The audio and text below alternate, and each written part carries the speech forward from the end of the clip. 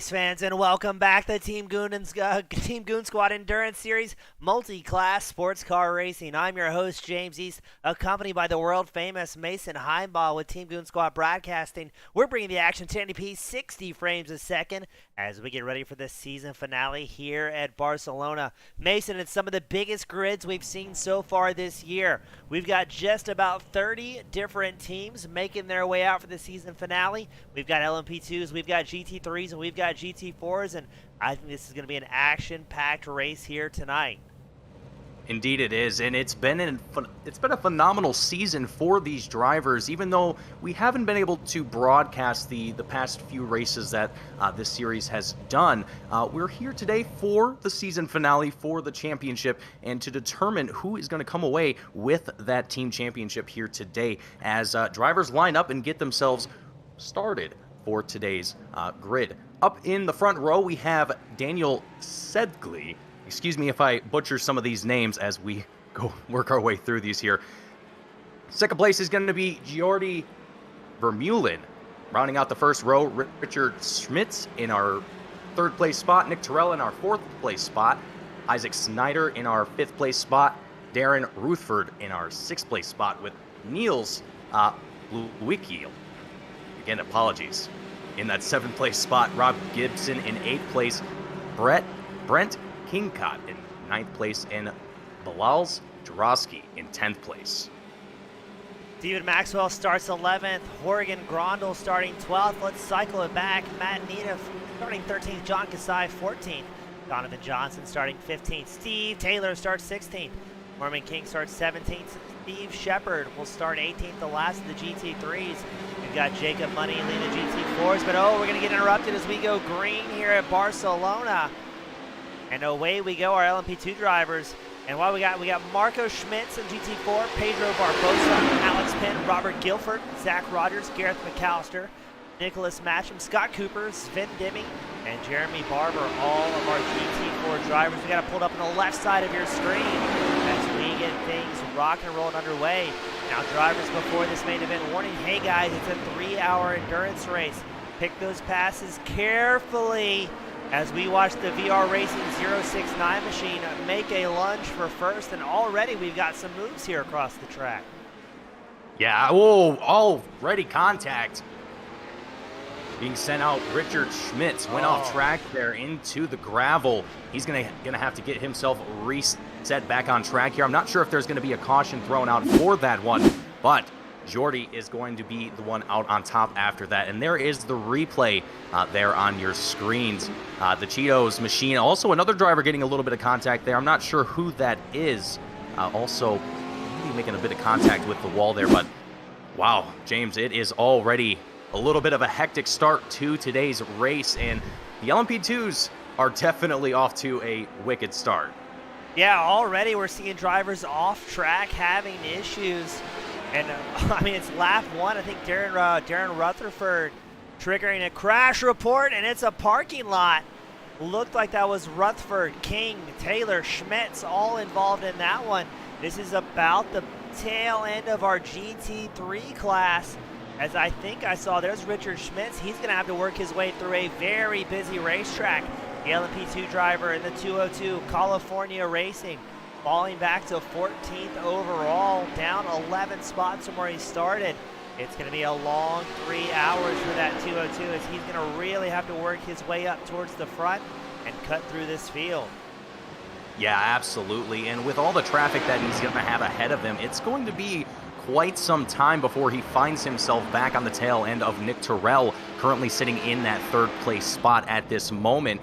So he's definitely got a lot of work ahead of him at this moment. But speaking of drivers that have some work ahead of them, Darren Rutherford, who was involved in that little bit of contact just a little bit ago, now going to be sitting 2 spots down. Now moving himself up just a little bit here as he moves past Pedro Barbosa in that second place spot in the GT4 place at the moment. But slowly moving his way up back into the tail end of the GT3 pack, as Richard Schmitz continues to do the same here as well. And gotta mention Isaac Snyder here as well, all the way towards the tail end of this field, also in the LMP2 class. But I think at this moment it's going to be quite some time before we see Isaac back up in the groove of things here.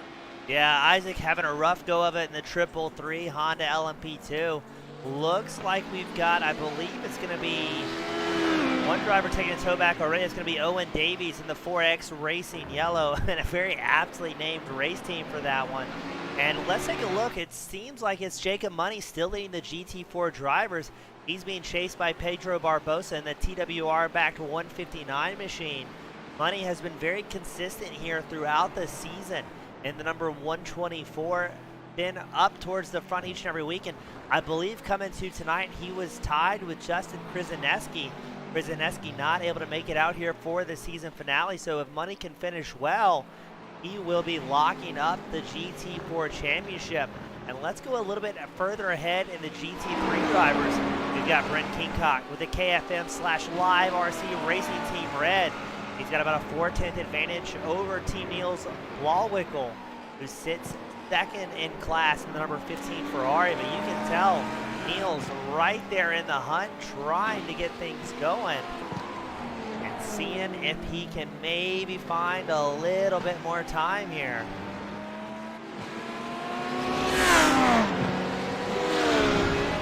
Oh, there we go. Brent makes the move, takes over the race lead for our GT3 drivers.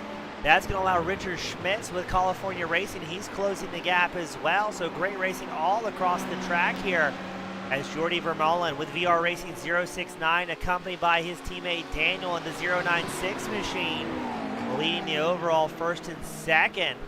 Now it looks to me like as well, Brent Kinkoff slowly closing the gap to Richard Schmitz as well, the fourth place LMP2 driver. Going to be interesting to see if maybe he can close that gap, and we might see a GT3 driver maybe break into the top 5 here. That would be incredible to witness here as well. And frankly, from what we've been seeing, a lot of these drivers have kind of been not necessarily overly aggressive, but have been fairly cautious and not trying to make any risky maneuvers in overtaking anybody here on this track. Here at Barcelona on the historic layout, this layout truly has some very, very fast turns to it. I mean, a lot of sweeping turns that you can carry a lot of speed through, but that also means that it is very easy to get that car unstable and really send yourself into a spin, which we've already seen a few drivers do already. So got to keep an eye out for that and make sure that, you know, drivers are just on top of their game here. Whether, you know, we have drivers here that are racing in the entire race for the entire 3 hours by themselves, or they have teammates, whatever the case may be, each driver has to be aware of what's happening around them as well as where they're at on the track. Yeah, very good point. Some drivers out here rolling as a Ironman, a single driver team. Some drivers running a 2 or maybe even a 3-man team. We haven't got quite any confirmation, but we did get a word from the spectator area. Robert Gilbert with 4X Racing Yellow, they had a driver lose connection in that number 4 machine. The GT4 driver is going to try and get somebody back in the car. Looks like they did just that. As we pan back over to Gilbert, he's going to be a couple laps down here, a few laps down, but that's the joy of endurance racing. Just because you have a problem early on doesn't mean you're going to be out of it. As a great point of that, Isaac Snyder, the Fiberworks 333 machine. He is slowly peeling back up to the field, has worked his way back to 14th overall. He's still down 9 spots, but making his way up ever so slowly, and it's endurance racing. Anything can happen here. Yeah, absolutely. You have to be on your toes here for the entire 3 hours of this race. I mean, if you're coming into the race, you know, as a driver, an hour into the race, during pit stops, whatever the case might be, I mean, you have to get yourself mentally prepared for whatever position you might be given when that car is handed to you. So, you know, if your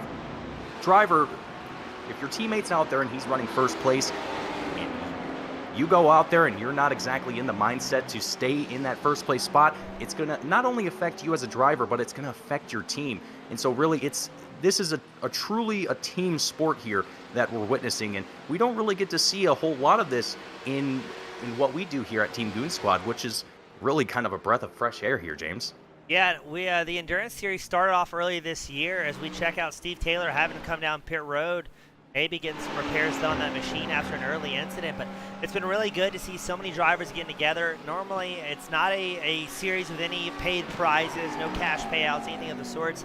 It's just 30 good guys from across the world, guys and gals from across the world, getting together once or twice a month, running some shorter form endurance racing just for the thrill of it, which is what we are big proponents of seeing. You know, the Team Goon Squad mantra: look pro, go slow. And it's all about getting yourself together with the right-minded folks each and every week. And oh, look at that! That was Brent Kincott with the KFM Live RC Racing Team Red, cutting through traffic, and he still has Niels right behind him in the Blauwickel back number 15 Ferrari. So this is the battle for the lead in GT3. Kincott up 3 spots so far. And let's take a quick look. I believe Alex Penn was involved in an incident 1 lap prior. Oh, got absolutely ran over there. Big contact there to the Pensport machine, yeah. That was definitely unexpected, and I'm sure probably not all that appreciated by the Pensport 27 team.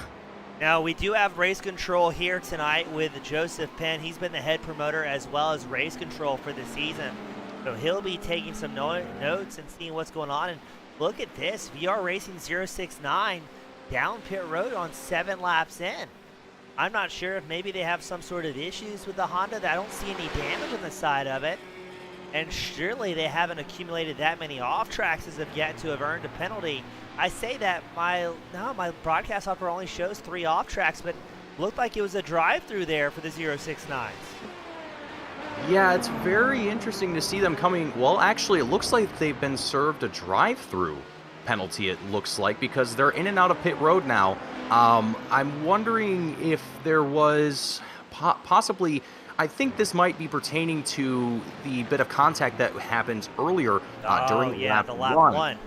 So I think maybe this is now his time to serve that penalty. He's getting that drive-through. He's going to be down a couple spots, but at the end of the day, I mean, obviously he's the VR Racing 069 car is a fast team, and I don't think they're going to have any trouble getting back up there to the front. And speaking of VR Racing, I mean, the 096 car, the other half, I would say, of the VR Racing team here for the Endurance Series is, I mean, they're practically dominating the pole here for LMP2. You have the first place spot already secured, and Jordy's quickly working his way back up to that second place spot, as assuming that Nick Terrell with Pony Express doesn't have any sort of tricks up his sleeve to defend that second place spot. Yeah, Terrell very fast, so he's going to be focusing on consistency here today to try and cut through the rest of the field. And we've sent a quick email over to our race control as well. Normally they have a live tracking sheet for us to use up here in the booth to see what's going on. As I pan the camera to 3-wide action, that was Matt Neldiff, Darren Rutherford, and I believe maybe that was a wounded Penn right behind him. But already some 3-wide action here at Barcelona, as this is the battle for 13th overall, battle for 8th in class with our GT3 drivers. As we get a report, Isaac Snyder off track once more in the number 333. Let's get a look, see what happened there to him. Just overcooks the back end, around he goes. So Snyder has the pace, doesn't quite have the consistency as of yet. And man, he's going to keep having an uphill battle if this is how his race is going to pan out for him.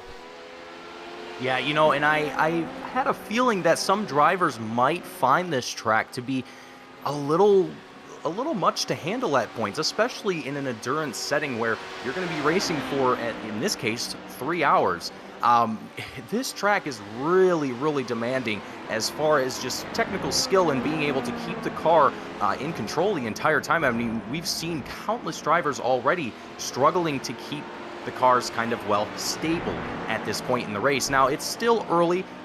Tires are obviously cold at the beginning of the race, so you have to wait for those tires to start to warm up for the track itself to also warm up in the same case. So I mean, there's a lot of different variables that play out towards the very beginning of the race here, and as we progress further into it, it seems like things are slowly kind of steadying themselves out here. And looking at it, Isaac Snyder's been able to work his way back up into the LMP2 group at the very bottom of that group now, is sitting in 5th place. So with only, let's see here, he's got quite a bit of distance to cover before he's back behind Richard Smits and really fighting for any other spots at this moment, but can't really count out anyone this early on, and especially knowing that some of these teams are going to have multiple drivers in this car, or in these cars rather. So I don't know. I mean, we could see some really talented drivers come out midway through the race or towards the later part of the race and just absolutely dominate the field. So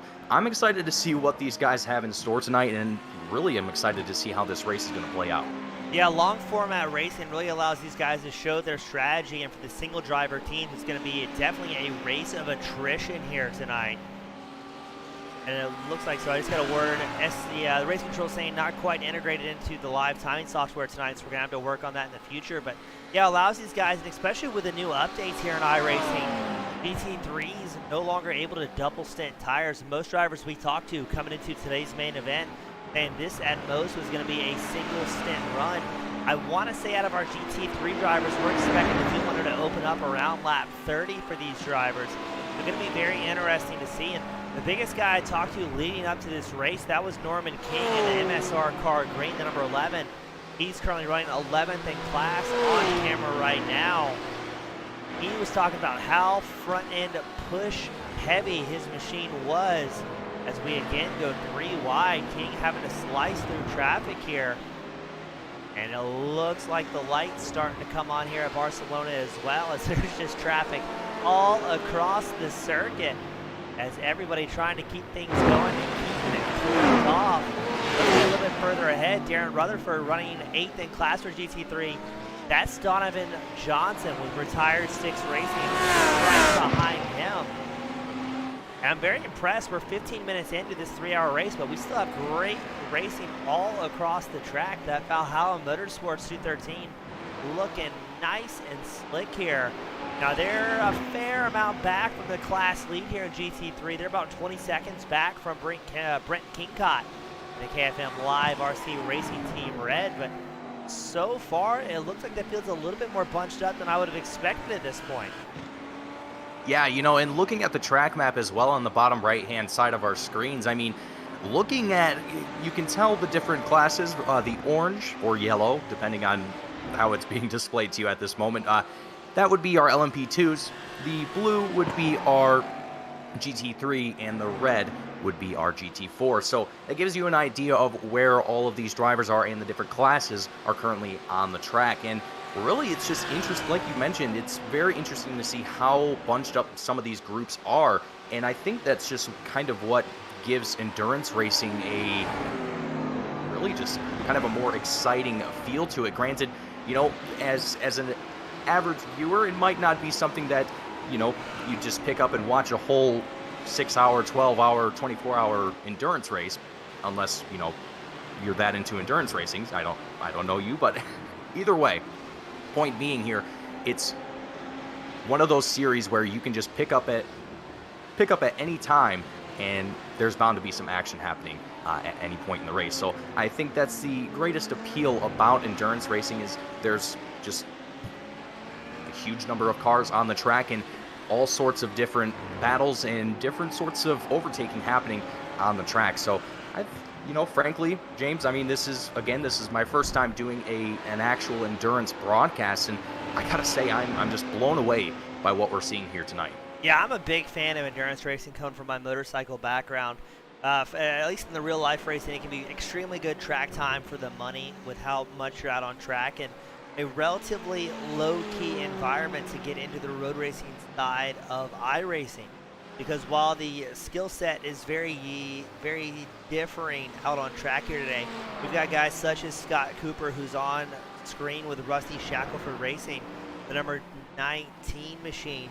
He's he's the only rookie class driver out on track. But the good thing about endurance racing is, as much as you are in it to not crash your car, The guys coming around you are also equally invested to avoid making any sort of contact.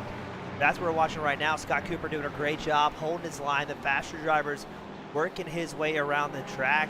And another notable newer driver here as well, Jeremy Barber with Lawn Darts Racing. He's the number 28 GT4 and easy to spot livery on that machine.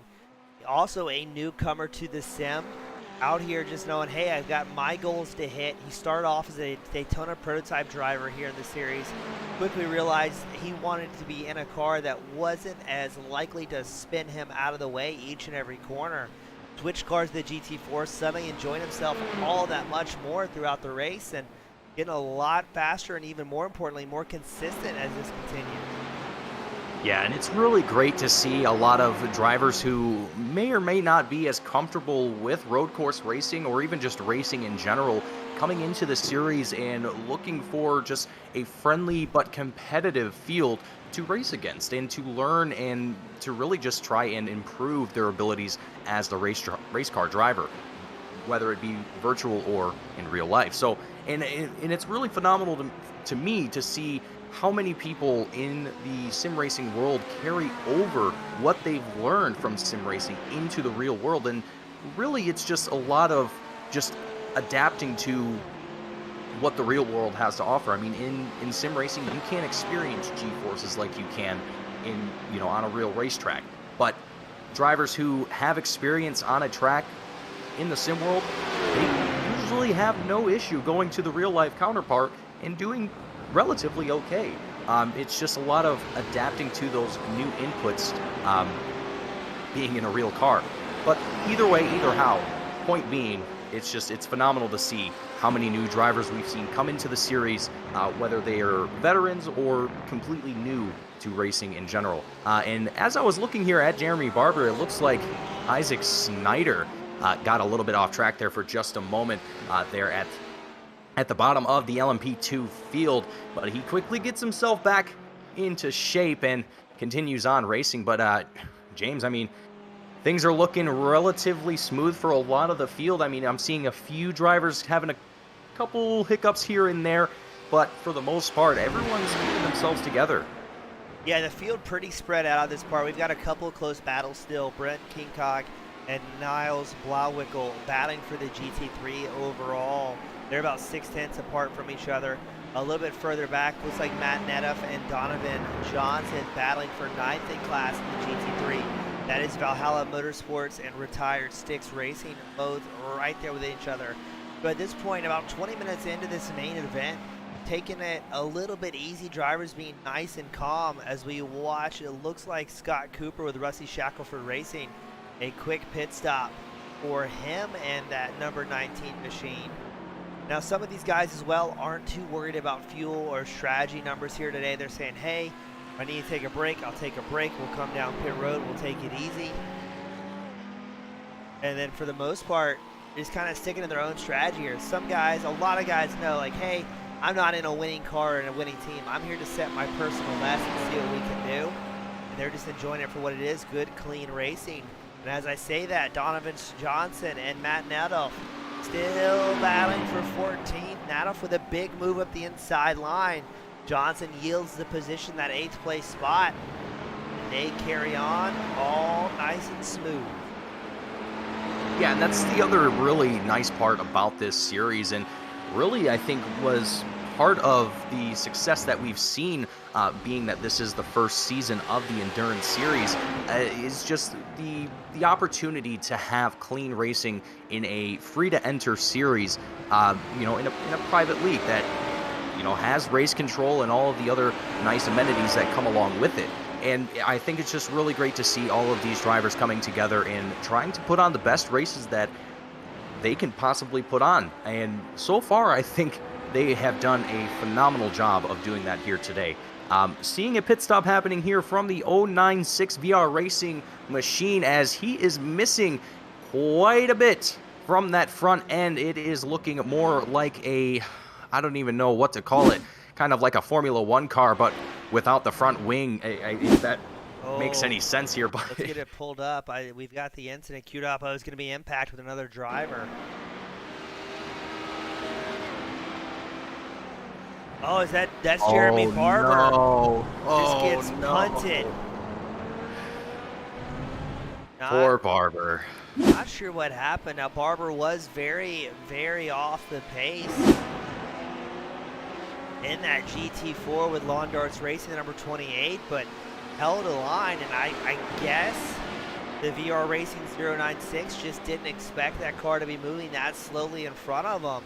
And next thing you know, a heavy impact was made, making them use that one fast repair, that one get out of jail free card that they have. And now it's going to be an uphill battle having to use that card so early into this main event.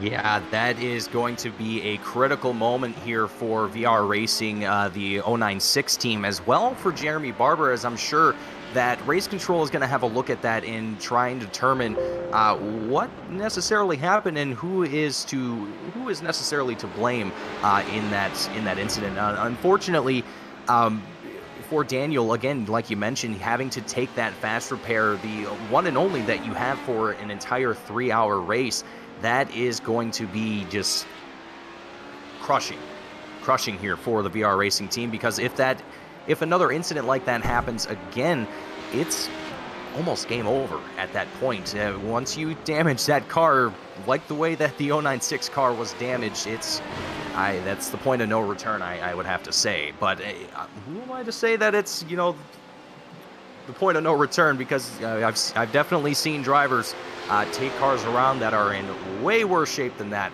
and continue to race. But who knows? We'll have to wait. Exactly, Mason. It doesn't matter whose fault the incident was. If you have a wadded up race car, you're still done and out of it, as we watch LMP2s try and slice and dice through the back of the GT3 pack. We're focusing on Steve Taylor with Lantern Rogue Motorsports. He's got GT3s all behind him. No, he's got GT4s as well. You can just see Jacob Money, class leader in the 124 machine, as well as Ben Demi with huge ass racing. Currently second in points. Well done to the team names. This is just like calling a Lemons race. And then you've also got further up the battle for sixth. That is going to be John Kasai with MSR Car Blue and Darren Rutherford with Valhalla Motorsports. Rutherford fires back against Kasai, taking back over the 6th place spot. But these guys are still going at it. There's no calm, no breaks. Just everybody hanging out and taking it easy, and every now and then throwing some haymakers at each other.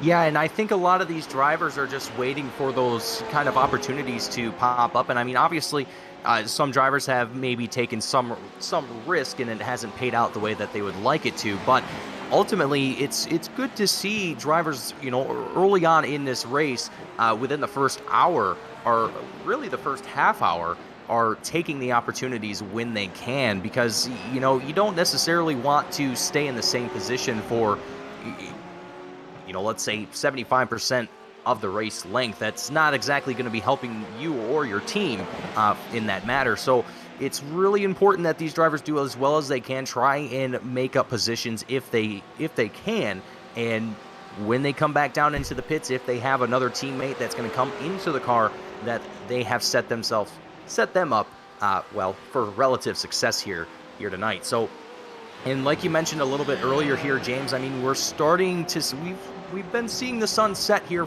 for quite some time. We're seeing the lights pop up here and there around the track, but I mean, ultimately this is going to be cooling down the track, and I think maybe even helping drivers with grip around the track and kind of keep these cars a little bit more stable, but maybe even also give these drivers a little bit of false confidence with their cars and try and overdrive them through these turns. Again, these long sweeping turns that you can carry speed through them. I mean, doing some tests in the Lamborghini Huracan, I managed to take some turns at over 100 miles an hour and hold it there for a relative amount of time. So, I think there is a chance here, James, that we could see drivers just as the night progresses get a little bit overconfident and maybe have some mistakes happen that could cost them some serious positions here. Yeah, I'm in 100% agreement, because the other thing is we've seen drivers already have their little bouts of misfortune involving other drivers. So, I mean, you can run your race perfectly perfect, I guess, is the what I should be saying. But if you find yourself, with a slow driver in front of you, if you don't pick those positions very, very carefully, it makes it almost impossible to have that now go everything your way. If you find yourself involved in somebody else's mistakes, as I look through the field, there we go. It's the battle for the GT4 class lead. Sven Demme and Jacob Money back and forth. Sven is up 10 positions. Money down one spot from where he started. I'm wondering if Sven maybe didn't qualify here. So, they start to pitch the nose off. Money looks for a way around Sven, and they've got a little bit of traffic up ahead of them. Oh, this is going to be dicey. Now, this is the battle for the GT4 lead. And right now, these guys are I'm very impressed, side-by-side racing. And now, I do wonder what the fuel window is going to be for the GT4 drivers. We heard it was going to be about 30 laps of fuel for GT3. I would imagine the GT4s can go a little bit longer. And we do not have any data available for the LMP2 drivers. And I'm very interested to see what the fuel strategy calls are going to end up being. If drivers are feeling fast or faster than those behind them, they will stretch those tanks out till empty. But if maybe Money in second here thinks he's faster than the huge-ass race leader in the GT4, he may come down a little bit of an undercut to try and get back out on track and enjoy some clean air in front of him.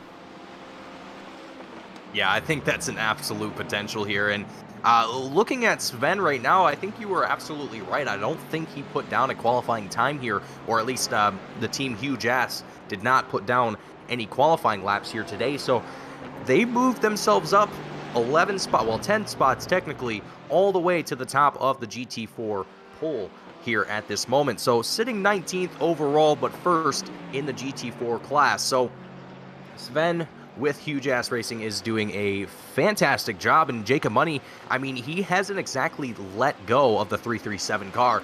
He's still within arm's reach, about a half a second here at this moment. So, I mean, as long as Jacob is able to keep that car in its sights and not let him get away and create a huge gap between them, I mean, Jacob's not exactly out of the picture here. And, like you were mentioning, as far as fuel windows and things like that, I mean, it's going to be interesting to see for the LMP2s because, like you said, we don't exactly have any information on what a fuel window is going to be like for those cars. But for everyone else, we can kind of predict when everyone's going to start to come into pit road. And I'm more than certain that these drivers are going to be doing the same here, getting themselves ready to transition drivers or whatever the case might be.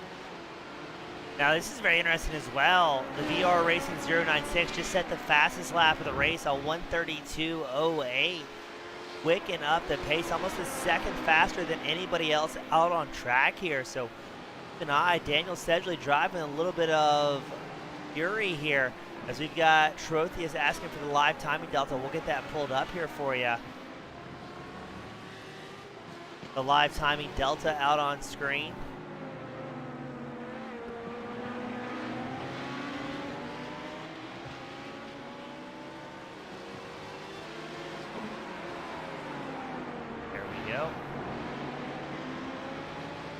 You can see VR Racing 069 has a 10.5 second advantage over Nat Racing. California Racing still third on the overall as well as LMP2. And we watch VR Racing 096 sitting in fourth. Now Fiberworks with Isaac Snyder having a very rough go still. He's whittled away that time. He's now only 36 seconds back from Sedgley, but Sedgley again had that drive-through penalty. Or excuse me, had to use the fast repair early on here tonight.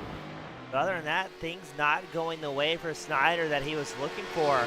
As we pan back to Brent Kingcott, he's sitting in the overall lead for the GT3 drivers, has built up a 2.7 second margin.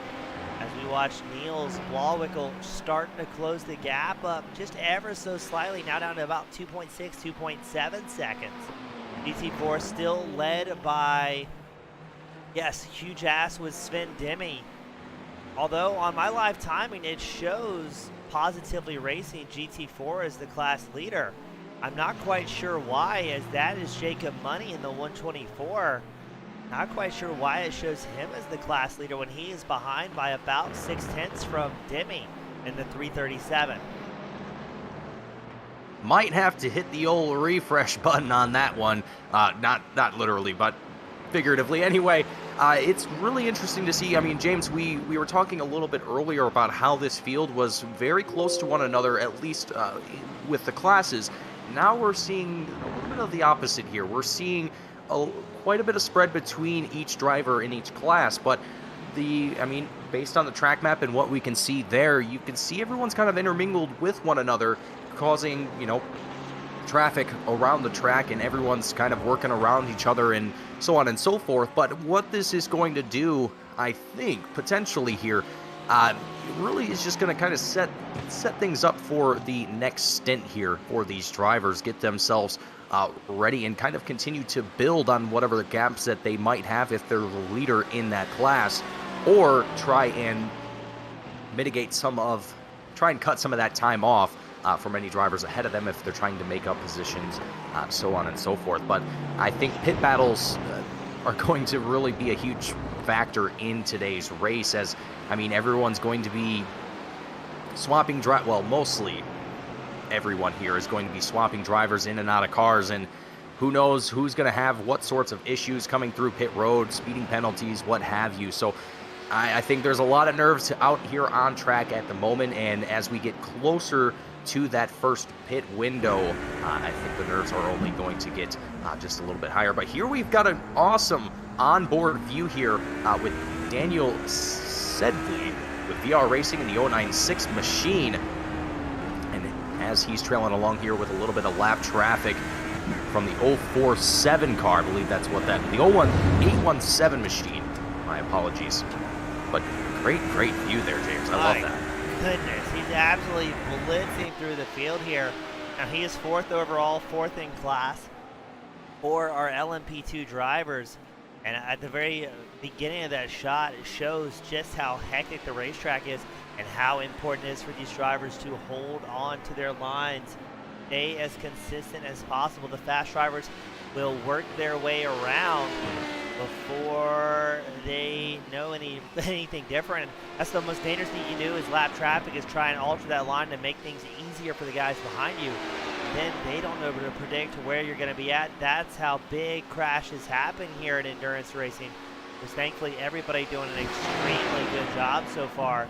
And it looks like, Mason, all of our drivers still out on track, all 29 teams still rocking and rolling at this point in the race. And that's very impressive in itself to see so many guys still out there after we've had some really big crashes early on. We're only about 35 minutes into the show, but I'm honestly a little surprised that we have this many guys still out there.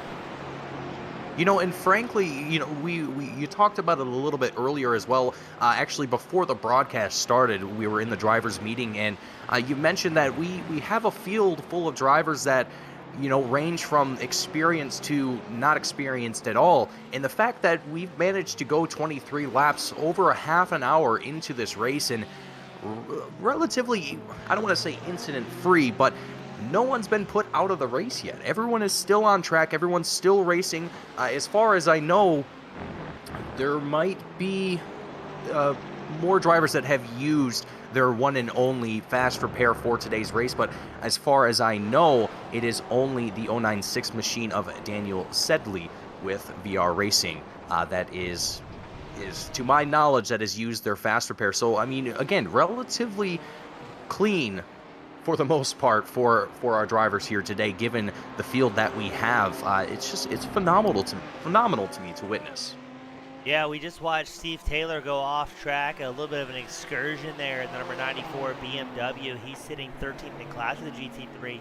Now, how many drivers have been down pit road? Steve Taylor, he came down pit road. As I say that, Isaac Snyder's in pit road.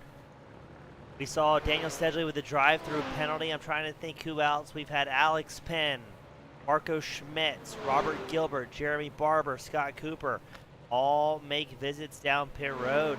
And Isaac Snyder's in pit road for a long time, a minute so far.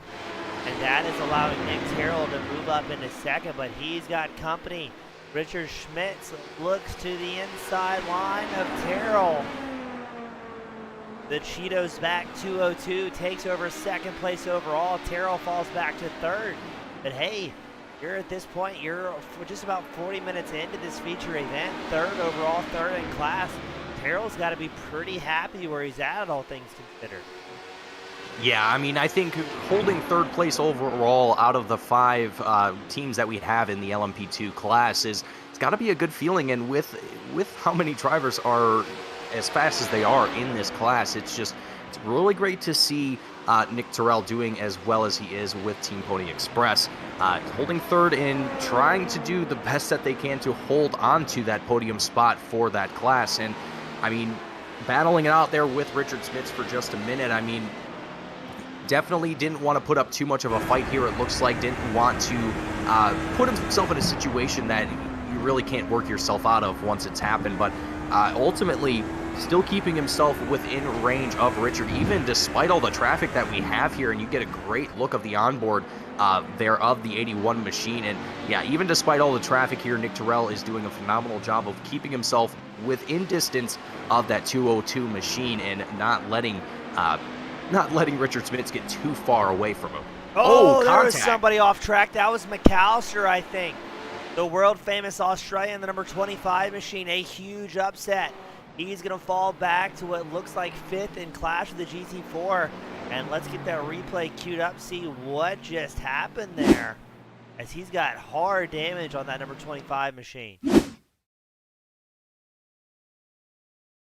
Was there contact? Oh, yes, there was. Contact for days. That was Richard Schmidt impacting the young Australian driver. Well done to McAllister having the forethought to lock up on the brakes there. And I'm wondering how much damage is Schmidt's going to have from the impact in the 202. That was a hard hit. And we'll keep an eye out, maybe see if race control forces the 202 to serve a penalty. That may give Terrell a top 2 overall here. If Schmidt either has damage or needs to serve some sort of penalty via race control. McAllister down pit road under his own power. Isaac Snyder still in pit road after 3.5 minutes, so he's got big problems. And oh no, McAllister may have taken a toe to his box. He could be done and out of this one. And it would really be sad to see one of our GT4 drivers being put out like that. I mean, I think everyone here so far has done the best that they can to stay out of the way of the faster classes and try and, give enough room to let these drivers pass around them. And I think in that situation, just the speed difference between the LMP2s and the GT4s is just, these cars are coming up on them extremely quick. I mean, right now, Richard Smits was hitting about 140 miles an hour there before he came to the braking zone there. But it's just, you got to be careful, you got to be mindful when you're in these slower cars and just what's around you. And really, ultimately it's up to the drivers in the faster classes to be wary and avoid these cars. But I think at the end of the day, sometimes you just don't have enough time to react, and I think that might have been one of those situations. Yeah, I would agree. LMP2s out on track are hitting speeds right around 180 miles an hour. Meanwhile, GT4 is hitting trap speeds of about 150, 155, no, right around 150s. 25 to 30 mile an hour different closing speeds is a lot. I believe I read somewhere it's only 2 or 3 miles per hour is a difference in what you're expecting is enough to make your brain go into oh no mode. So when these guys are coming up on slower class drivers like that, you're coming just so much more at a blistering pace than those around you. And it's very easy to see those mistakes like we saw between Richard Schmitz and Gareth McAllister. And I think Schmitz maybe a little bit slower now. He's about 6-7 seconds off his highest speed. So I'm wondering if he's got some nose cone damage in that 202. He's still holding a good pace, still fending off Terrell with about a 1.9 second gap. But man, I don't know, he may have a little bit of damage as we pan back. We've got the battle for 7th in class for the GT3s. That's Jordan Grondale versus John Kasai, Green Valley Motorsports and MSR Car Blue. Again, showing there's great racing going on all across the track here. Yeah, absolutely. And as we're watching the action between Jordan Grondal and John Kasai, battling for the 7th place spot in the GT3 class, These two drivers, I mean, a little bit of separation happening between John Kasai there as he backs off just a little bit, and Jorgen able to get out ahead, and now just about a second and a half separating these two. But if we even pan up just a little bit further ahead of that, you can see on your screens now Rob Gibson and Darren Rutherford both duking it out for that 5th place spot in the same GT3 class. So these two drivers having a little bit of a bout here, and I'm wondering, James, if we're starting to get a little bit closer to that expected fuel window. To my knowledge, if I'm not mistaken, drivers can be out for roughly about an hour before they need to come down into the pits and get a new fresh set of tires and fuel. If I might be a little off on that, but to my knowledge, that's roughly about the case. That sounds about right. From my experience racing GT3 and GT4 is 45 minutes to an hour, depending on pace, setup, track, all that fun stuff. But that's what talking to some drivers for the MSR team, John Kasai, Norman King. We were expecting about 30 laps out of their cars here today, so maybe that'll be true to form as we watch Gibson and Rutherford still going at it in the battle for 9th overall, 5th in class, excuse me. So I would expect if you wanted to open up around lap 30 for these drivers to close around the hour mark, as you were saying. So I'm very interested to see with this new update, GT3s are burning through much more tire than they have in the past. And at this point, they can now do fuel and tires at the same time. So I'm kind of guessing that every GT3 driver will be taking fuel and tires at the same time on this upcoming pit stop. But I'm very interested to see, will any drivers maybe try to double stint tires despite the very aggressive tire wear that they're getting now? Yeah, you know, I think that would be an extremely bold strategy to stick to, especially knowing, seeing some of the chatter happening in the endurance chat before the start of this race, drivers doing a little bit of practice before today's race, and getting a little bit of data, a little bit of information since the new iRacing update and the updated tire model. A lot of drivers saying that you really can't take a double stint on these tires. Most, I think, from what I read, it was 20 laps into the into a stint, one of your tires was already over 50% in wear. So I think it might be a little bit hard. It might be a little bit easier said than done to double stint tires now since the new update. But you might be right, James. I think we might see a brazen driver out here, or a brazen team that says, you know what, nah, I don't want to, and is just going to try and take it 2 stints before they come into the pits and make that official stop. But we're just going to have to wait and see. I think we're very close to that point in time now for the GT3. And speaking of which, John Kasai in the number 12 machine, sitting in 9th place, makes his way down in the Porsche here for the very first time for any of the GT3 drivers. As a matter of fact, if I'm not mistaken, Steve Taylor has come in once at lap 4, but that was very early on in the race. So I think this is going to be the official pit stop here, or the start of our pit stops here for the GT3 and potentially the GT4 class, as well as Richard Smits coming down into pit road here as well. So Kasai had an off-track excursion. We just had that pulled up on the replay before he came down pit road. So I'm wondering if he's found the limits of his tires. And as you said, Smits in pit road in the number 202. Looks like Segley in the 096 machine was in and out in 15 seconds. It's in there for a long time, 23, 25 seconds and counting. Again, I'm wondering if he has some sort of penalty. And we do have a driver join us. We've got Jackson Sims with the KFM Racing Team. Jackson, welcome to the booth. I'm assuming you're with Brent Kincott, the leading GT3 driver. Is that correct? That's correct. Well, welcome to the booth. How are things going for your team? You've got a comfortable 4.5 second lead. Brent has built up in that 44 and looks like he's up 3 spots and having a relatively clean race where we've had a lot of traffic going on so far. Yeah, it's a lot better than I thought it would be. I didn't think either me or Brent would be this fast, but we weren't particularly fast in practice, but Brent's getting the job done. He's got good long run speed. He's certainly faster than I am, so it's going to be a little drop off when I get in the next pit stop, but we should be okay. Now, Jackson, as newcomers here to the Team Goon Squad Endurance Series, how do you know, how do you predict what the pace is going to be when You're surrounded by 30 drivers that you haven't really ran with it before. You're not sure what the pace is going to be. You're not sure what the driver ability is going to be. How much more nerve-wracking is it when you find yourself 2-3 wide with lap traffic? Yeah, it's been had some nerve-wracking moments. I've just been watching Brent, telling him how to get through traffic at some points, but everybody's been really clean. It's a lot better than what you see in like a normal fixed or a normal iRacing session. So it's been really nice, actually. Awesome, Jackson. I guess my final question is, how much longer before we see you get in that car and set some blistering laps of your own? Got about 8 laps of fuel left, so I'll get in, do a full fuel run, and then Brent will get back in for the finish. Awesome, Jackson. Thank you so much for your time, and wish you and the rest of the guys from KFM the best of luck, and looking forward to seeing you get in that car. Thank you. Thanks for interviewing me. Yeah, thank you, sir.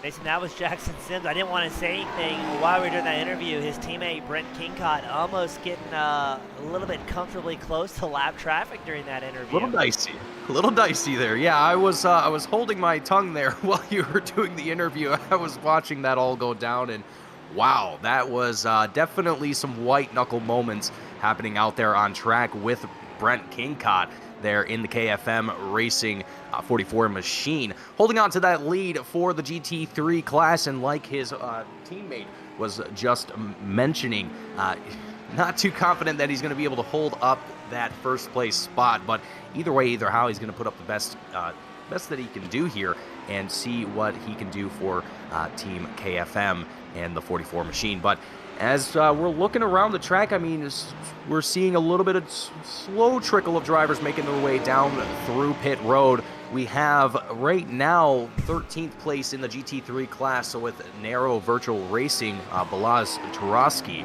I hope I'm saying that right. I'm probably not, but either way, down there in the pit roads and down there for quite some time. I'm not sure if there is some damage to that 16 machine, as well as Isaac Snyder, the 333 LMP2, who's been down there for well over 13 minutes at this point. I think either there is significant damage to that race car, or it is going to be the end of Bombshell Motorsports race here tonight, which is truly unfortunate to see. I mean, we were seeing a lot of competition out of Isaac Snyder, and I was hoping to see more of it, but it looks like it's going to be a little bit of an early end to their race here today. Now look at that. Neil's come in for a bit of an undercut on lap 33 of this main event. He was sitting second in GT3. He was about 4 or 5 seconds back from the KFM back number 44 machine. So Neil's going to be the first top 5 GT3 driver down pit road. That's going to put Darren Rutherford up into second place in class, 6th overall in the 213. He's going to be about 22 seconds back from that live RC Racing Team red. And it's going to be interesting. I mean, the fuel window officially open. Your top 2 drivers, Jordy Vermeulen with VR Racing 069 and Nick Terrell with the NAT Racing back number 81, leading the overall first and second in class with our LMP2s. Yet to come down pit road, Norman King also in the MSR car green. He's joining the party on pit road. So I think pit lane's about to get very, very busy here, Mason. I would have to agree with that, James. Hearing from what we heard from the Team KFM Racing, having about 8 laps of fuel, which I'm sure now is diluted down to about 6 or 7 at this point. But yeah, I think pit road is about to start to see a lot of drivers making their way down through it, as most of the field has held out their fuel runs here and is staying out as long as they possibly can. No one's really taking any undercuts here. We've got a few drivers that have come in a little early, some really early, but for the most part, most of our field is staying out as long as they possibly can and seeing what they can do. Speaking of drivers coming in, we have the 069 Jordy Vermeulen with VR Racing in the 069 machine coming down into the pits, and he's going to start his pit stop here for VR Racing 069. But yeah, slowly but surely we're seeing those drivers make their way down into the pits, and I think now that we're seeing the LMP2s make their way, we only have one other LMP2 that needs to make their way, and that will be Nick Terrell. Yeah, Terrell not yet come down pit road. He's stretching out to the absolute limit. We did get an update from Race Control. We've had, so far, I did not see the 096 team being forced to serve a drive-through on the penalty sheet. The only one I see was Jeremy Barber receiving a drive-through penalty, being inconsistent out on track. That was way back on lap 14. Other than that, not seeing any reports here for Barcelona. So as we heard from the brief interview we just had, drivers being very clean, very respectful, and understanding that, hey, there's disparity pace here between the entirety of the field. So everybody doing a good job, just riding their own race, not putting their cars in risky positions. But again, doesn't matter whose fault it is. If you find yourself with a wadded up race car, you are just done and out. Doesn't really matter whose fault it was at the end of it. As we watch Terrell still cutting through traffic. He's about 2 seconds back from Segley in the VR Racing 096 LMP2, but has yet to come down pit road. So that's going to be about a 15-second time he will have to overcome to get back up there with the race leader. Going through the rest of the field, we see Steven Shepard with Gamer Guy Racing, number 13 machine. He's making his way down to pit road as he runs 7th in GT3. Looks like your top 5 of GT3 yet to come down pit road. That's Brett Gincott, Darren Rutherford, Rob Gitson, Matt Nedoff, Horan Grondel. Still stretching their runs out. Well, it's going to be interesting. As we heard Jackson say, we're expecting about 38, 39 laps of fuel, or about an hour. So we've got to be getting to the tail end of this run for these drivers. Yeah, I think now the LMP2, I think it's the end as Nick Terrell makes his way down into the pits for the final drivers of the LMP2 class to make their way down and through pit road. But what's interesting to note here is that Daniel Segley in the 096 machine came through pit road lap 14, but had a relatively short pit time, about 15 seconds that he was down in the pit. So I'm wondering if Daniel potentially only maybe got fuel or something along those. I'm not entirely certain. No, Mason, was the 096 that maybe had to use their fast repair early on.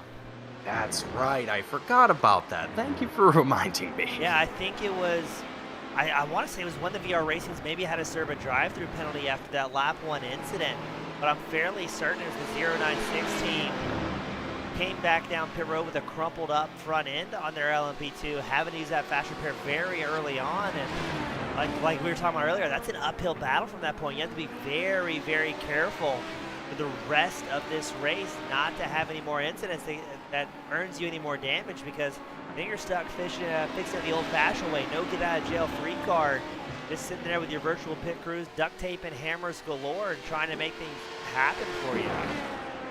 Well, James, and if my broadcast math serves me correctly here, based on what we've seen so far, roughly 36 laps as the leader comes across the line here, in about 55 minutes into today's race, closing in on a full hour here, I would have to say that we're going to be seeing well over 100 laps in today's race. And, you know, speaking of trying to keep your car clean and consistent, talking about a span of 2 hours of, well, at this point now, well over 2.5 hours for VR Racing 096, as, you know, they don't have that option to, you know, come down to the pits and get a fresh car to go back out onto track with. So, yeah, this is an excruciating battle here for Team VR Racing 096, but so far it seems like they're handling it very, very well. I mean, both teams for VR Racing are currently dominating the pole for the LMP2 class, so it's not like the talent isn't there. The drivers definitely have the skill. It's just a matter of not making any mistakes for the next 2 hours in this race. So I think there's definitely a lot of pressure, a lot of nerves inside that 096 car right now, but they're definitely not showing it if there is.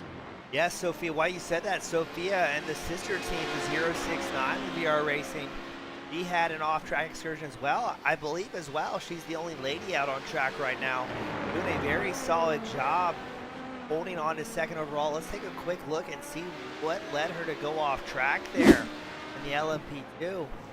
I was going to say Daniel Segley seemed to have clean traffic ahead of him. Oh, a bit of a lockup there off track, and this new iRacing update was supposed to provide a better opportunity to slow down when hitting the gravel traps. personally, I'm not seeing that, but look at this. Brent Kingscott in the number 44, the KFM Live RC Racing Team Red, comes down pit road. He's going to put his teammate Jackson in the car, and that's going to give Darren Rutherford the lead for the GT3 drivers. Yeah, and for how long is going to be the question here, as Darren Rutherford is going to take another lap around the track here, and I'm going to have to imagine that for the 213 machine in Valhalla Motorsports that they're going to have to come into the pits here before too long. But I got to say, I love to see the Lamborghini Huracan out there doing very well here, dominating the GT3 class for the time being. And even with Jackson Sims and now getting in the car of the 44 machine and going to get back out on track here, you know, just having drove this car specifically in my practice, or well, in my testing here before coming into tonight's race, just to get familiarized with the track and the layout and so on and so forth, I gotta say, the way that this car handles out on track is just bliss. It's purely phenomenal. But that, again, that's just my personal opinion. But either way, either how, it's great to see the diversity of cars that we have out here on track. We're seeing Lamborghini, BMW, Aston Martin, Honda. You name it, it's probably out here on track. So really great to see that the diversity. And again, I said that at the beginning of the broadcast, James, but it's just it's a real breath of fresh air seeing all the action that we have out here tonight. And as we're starting to see other team members getting shuffled into their cars and seeing them get out onto track and start to get some lap times in, kind of going back to what I was talking about earlier, James, about how, you know, drivers that are kind of in the hot seat waiting to get into the car, once they get in that car, maybe they have a lot of nerves built up and it's a lot of pressure weighing in on them to, you know, maintain whatever position it is that they have to hold. So excuse me, it's just very, very exciting to see. Yeah, now I'm excited to see Jackson Sims. That turns out that is his real name, the KFM Live RC Racing Team Red, just topping the car, the number 44 machine. He's going to be rejoining the track 5th after leading for his class, but Rob Gibson with RJ Racing sitting 3rd in GT3. He's down pit road, and as guys that have run endurance races ourselves, either in real life or in sim here on iRacing, you and I both know sometimes it's even more awful on your nerves when your teammate's done such a good job, and the whole team looks at you and goes, all right, now it's your turn. Good luck. Yeah. Makes it a little bit more nerve-wracking, because as you and I know, it's one thing if you ruin your own race. It's worse when you ruin it for your friends around you. And that's what these drivers are kind of worried about here tonight. We're going to get I did get an update from Race Control as well. Lap 1, the 069, the VR racing car did get a drive-through for the incident. On lap 14, the number 28, I believe, yes, that's going to be Jeremy Barber with Lawn Darts. Locked up the brakes a little bit late, and that's what led to the collision with the 096. That's why we saw that VR racing car down pit road. Your current overall leader come down pit road and have to use that fast repair. Lap 15, the number 333, that's Isaac Snyder with the Fiberworks. That got into the back of the number 27. Correct me if I'm wrong. That's going to be Marco Schmitz with Marco Schmitz Racing. That gave Isaac a drive-through penalty. He's still in pit road after 25 minutes. And on lap 29, the number 11 goes spinning the final corner. That's Norman King with MSR car green. And that is who got, that was Nick Terrell involved in that one. So the number, wait a second. Okay, so the number 31 did serve the drive-through on that one. I read it as Terrell served the drive-through, and I was like, well, that's not accurate. Doesn't sound quite right.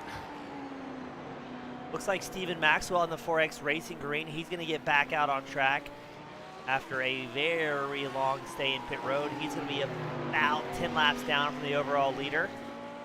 And we've also got Adam Walk. Hey, he's going to be rejoining the track, number 21, a Valhalla Motorsports car. That's his first time in sim. They'll be starting about 3rd, unless we can see Jackson Sims is going to take over the 3rd in clash for the GT3. And we did get a word as well. Balaz, he had that early incident of meatball and then decided to call it a day. The number 16 GT3 with Nero Virtual Racing. Unfortunately, that car will be retired for the event. So starting to see some guys get sent home early here as we are officially past the 1 hour mark. And as it stands, it's the VR Racing 096 machine leading the LMP2s. It's going to be, I think, Team Niels Blauwickel taking over the race lead in the GT3. And in GT4, it's still going to be huge-ass racing leading the class here. So very interesting. So far, things are going well for the guys, but still plenty of time left to see some big moves and big moments of misfortune. As I say that, Steven Shepard with the Gamer Guy racing the number 13 GT3 car is off track. And seeing more drivers as well from the GT4 class starting to come into pit road here as well as we take a look at the instant replay here with Steven Shepard in the number 13 machine. And I think right here, James, is a perfect example of what it looks like to carry too much speed through these turns. I mean, it's just incredible how fast you can take these turns. And it feels like if you take it any slower, it's a hard balance. It's a really hard balance to find to be able to stay fast on this track. And I mean, these drivers are putting down lap times upwards of 142.21 is currently the best time in the GT3 class. So, I mean, these guys aren't exactly just taking a leisurely stroll around the track, and the way that the historic layout is set up, it really allows for these drivers to just stay on that loud pedal and really not have to worry about slowing down too terribly much. Really, the only place that you have to slow down a lot, in my opinion, is really the first chicane in turns 1 and 2. So overall, I think these drivers can carry a lot of speed and can also, in turn, get themselves a little bit carried away when trying to carry that momentum forward. So seeing, I know it's not on our screens right now, but I was watching Steven Shepard there, and yeah, just a lot of these drivers just trying to keep themselves between the lines and not get into that grass, which can really just swallow you up and spit you out very, very quickly. Yeah, Nick Tyrrell just had another off-track excursion as well in his number 81 machine. So now's the point, I would say, now in the next 30 minutes, we're going to see driver attrition becoming a factor. I want to say for certain that Tyrrell running a single-man team here tonight, number 81, still holding 4th overall, 4th in class, and he was one of the last LMP2 drivers to come down pit road. Waited all the way till lap 34 when he came down pit road. And we did get confirmation that the Fiberworks 5th place LMP2, that's with Isaac Snyder. Still no sign of them returning it out on track. Been in pit road for just shy of 30 minutes now. Very interesting. Some of the GT4 drivers have yet to come down pit road. Big money with Positively Racing GT4, Pedro Barbosa with TWR. Zach Rogers was Pinsport 2477. The 3 drivers out on track who have yet to come down pit road here. So the GT4s gonna run these gas tanks way, way out to the limit. And they're just gonna keep clicking them off here. I don't think they're slowing down too much. Money's fastest lap, a 149.98. Last time by a 150.89. So hasn't lost that much time on pace. And it seems like he's looking for fuel numbers here today at Barcelona. Yeah, he's definitely on a mission here today. But I also want to give just a shout out to all of our drivers here today that are running this race solo, because that just takes a different breed of driver to be able to take on a 3-hour race by themselves, or even longer races. We've seen races earlier in this season of the TGS Endurance Series where we've seen 6-hour races, if I recall correctly, and drivers have attempted to run those races solo. Granted, I would never try and do such a thing myself, as that would just be detrimental to my health at the end of the day. But needless to say here, James, it looks to be, correct me if I'm wrong, it looks like we're starting to see the lights pop on the track here, and the sun is going down, and we're going to see those track temperatures potentially come down here for drivers and kind of throw everyone into a little bit of a different dynamic here as we race under the lights here at Barcelona. I'd like to touch on, I'm a little offended because I ran the Daytona season opener as an Ironman. I think that was a 4 hours, so I guess I'm in that collective of knuckleheads who just doesn't know better. But you're right, that was, I showed up to that race cold. I really didn't put that much seat time before the race. It was a tracking car I was quite comfortable with. And my shoulders, especially my shoulders, were absolutely smoked by the end of that race. And in hindsight, should have definitely ran it with a teammate, as we saw a little bit of a bobble there with Norman King. And yes, the light's starting to go down, the sun's starting to set. Excuse me, the light's coming on, the sun's starting to set. But we're getting some very, very unique shadows, both from the external lighting here at the track as well as the sunset. So that's going to play to the drivers as well. It makes it a little bit tougher once you start to miss those reference marks and the sun goes down. It kind of switch things up, and looks like the top two GT4 drivers down pit road. Zach Rogers, though, with Pensport 24/7/7, he stays out in the number 7 machine. That's going to be his 8th spot gain so far overall, 5th in class. And he will lead the GT4 drivers as Nick Terrell tries to make his way around the 81. Yeah, and doing a great job here as well. Zach Rogers staying out of the way of the faster classes here and trying to make as much room as he possibly also can. And yeah, that's just kind of the situational awareness that you like to see out on track, and really that we've seen all race long for the most part. I mean, other than a handful of incidents with some drivers, James, I would say this has been a very, very clean race for these drivers. They've been able to continue racing. I mean, we've seen a couple drivers fall out of the race. By my count, it looks to be that we've had 2 drivers fall out of the race here. Balaz in the 13 machine, as well as Isaac Snyder in the number 333. Correction, Balaz is in the 16 in 13th place in the GT3 class. That was my mistake. Yeah, and Scott Cooper, unfortunately, it looks like, no, Scott Cooper stays back out on track. Rejoined the rookie driver, number 19. If he's doing this solo as a rookie driver, he may be my favorite driver here today. Showing up cold, the number 19 machine run GT4. He's gained 1 spot. He spent 11 minutes in his pit stall trying to get something sorted out. And all of a sudden, he's still back out there. And that's what it's all about, getting that much needed seat time, that experience, because drivers know the more seat time you get, the better everything will start to come to you after a while. So again, well done to Scott Cooper, our rookie of the race. Doesn't matter if he's the only rookie of the race. The fact that he's out there and just absolutely getting it, very, very impressive. Yeah, you got to give credit where credit is due to these drivers. I mean, they're all doing their best and trying to achieve whatever it is that they want to achieve here tonight, whether it's a win for their class, their team, or, taking home the championship for their team here tonight. And speaking of which, I do have a little bit of information about that here.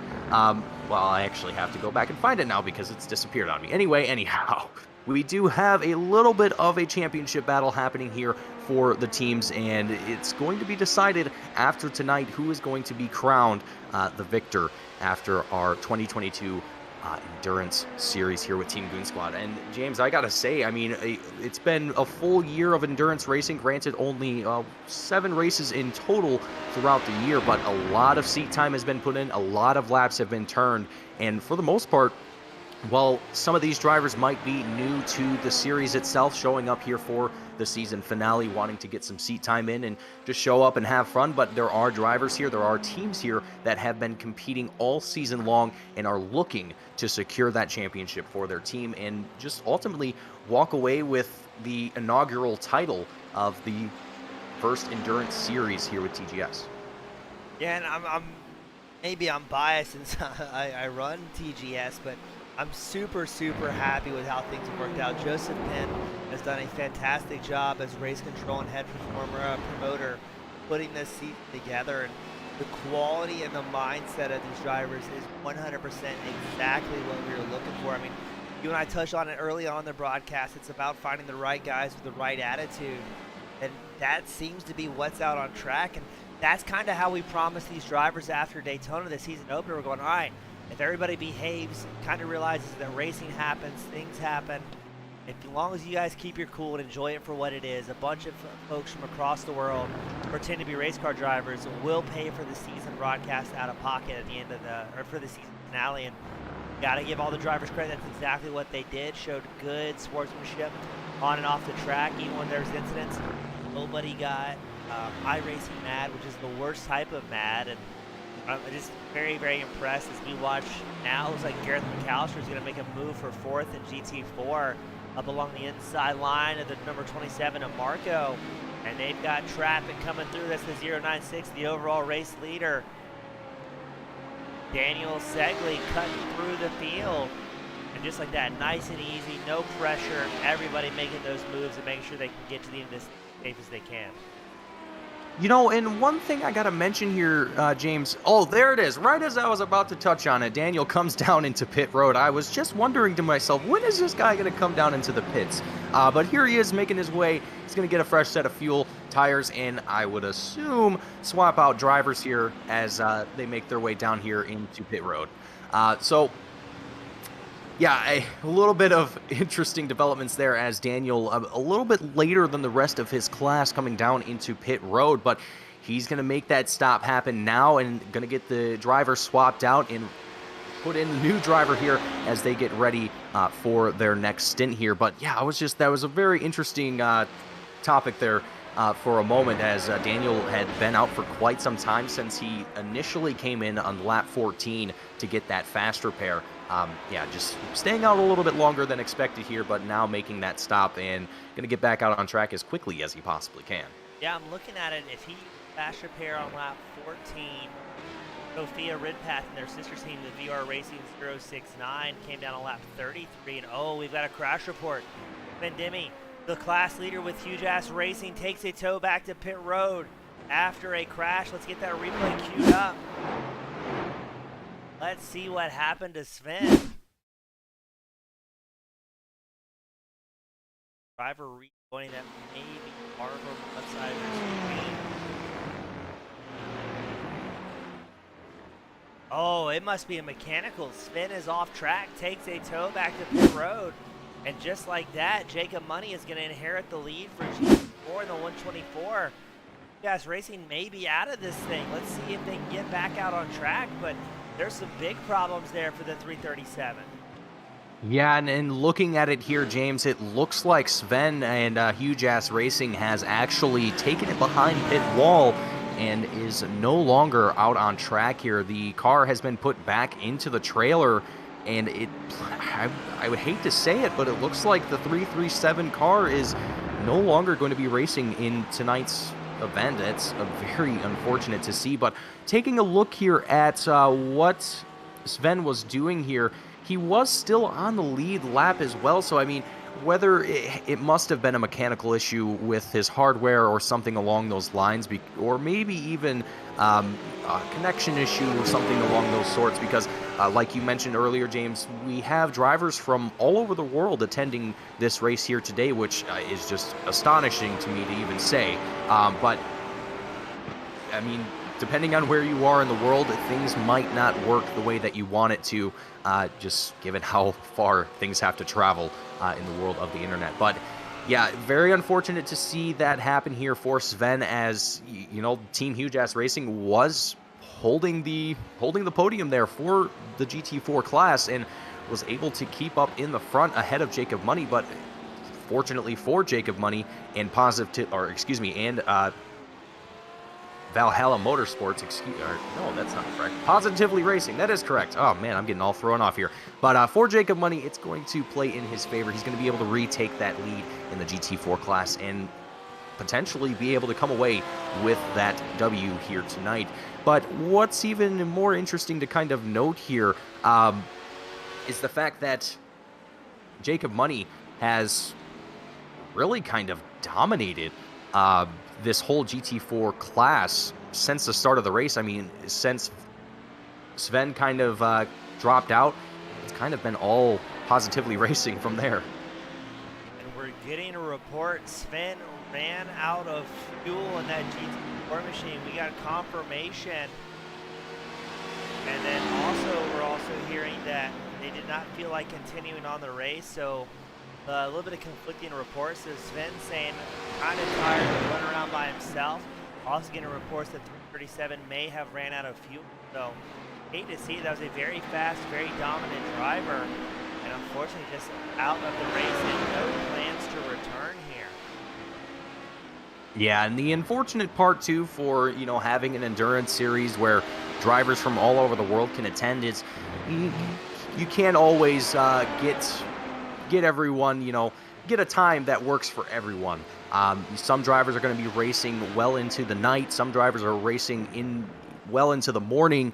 It really just depends on where you are in the world. For example, Gareth McAllister, our fellow broadcaster here with Team Goon Squad, is from Australia. So he's, if I recall correctly, 12 hours ahead of where we are. So I'm pretty sure at this moment it is pretty early in the morning here for Gareth. But he's still here. He's racing and putting up the best effort that he possibly can. But not only that, we have drivers from the UK. We have drivers from, again, just all over the world, from Brazil, South America, Europe, you name it, someone's probably there. Yeah, that's extremely impressive, especially for the Aussies and the European drivers. That is a long night or an early morning for a 3-hour event. So guys, again, put in the work because they enjoy it just that much. So kind of sacrificing a little bit of personal lives and a little bit of sleep schedule to get out here and run some endurance racing. But very well done when the guys are doing such a good job and making it happen. I'm going to pass it back to you, and I'll be off comms for a second. Roger that. And folks, as we're taking a look here at the leader of the LMP2 class right now, Sophia Ridpath with VR Racing 069. She's doing a phenomenal job holding up the lead here for her team and having been swapped seats here in the last 18 minutes. So she's only been out here on track for less than 20 minutes, but has been able to keep herself in the 069 machine steady and true and able to hold on to this lead. So throughout today's race, I mean, every driver here tonight has seen calamity in one form or another, whether it's traffic, whether it's getting themselves a little bit off track, or, oh boy, contact as we have Sophia Ridpath into the side of the Penn Sport 24/7 machine, and a little bit of a side swipe there, but both drivers able to recover from that. As James is away from the booth at the moment, we can't get a look at Alex Penn in the 24 machine, but taking a look at it here on my end, I can tell you that it does not appear that Alex suffered too much damage to the side of that 24 machine. And for Sophia Ridpath here as well, it appears that she was able to walk away from that here as well without suffering too much damage. And that's critical here, especially for the 069 team. They do not have another fast repair that they can utilize to get themselves back out onto track if they damage their car significantly. So it's not something that you want to see, and I'm more than certain that Sophia is probably kicking herself in the butt for that one, and gonna try and avoid those mistakes again. But again, you can only do so much as a driver. You can be as careful as you want, you can look for as many things as you want, but at the end of the day, sometimes you just don't have that reaction time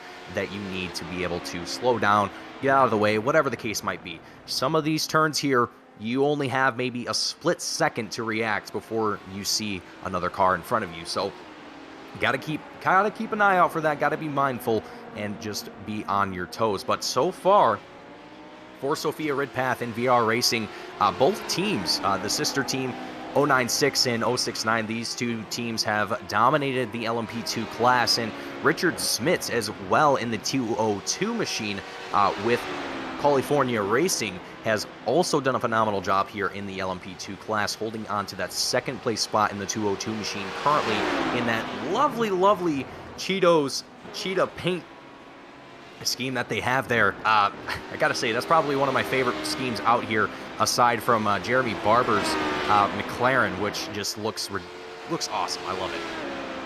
But continuing on, hour and 20 minutes into this race here, we still have a bit of time left to go before we really start to see the track under complete darkness here. I would say probably in the next half hour, we'll see the track under darkness here, and drivers won't be able to use the same reference points as they would be able to during the day. So you kind of have to be able to switch and be able to adapt on the fly to find those reference points that you need to keep yourself on track and avoid those mistakes. But so far, there's still a little bit of light left on track. You can still see the sunrise Still setting very, very slowly here, but again, that probably won't last for too long here. But everyone's still racing. Everyone's doing a fantastic job. We're seeing some drivers getting a little off track here or there,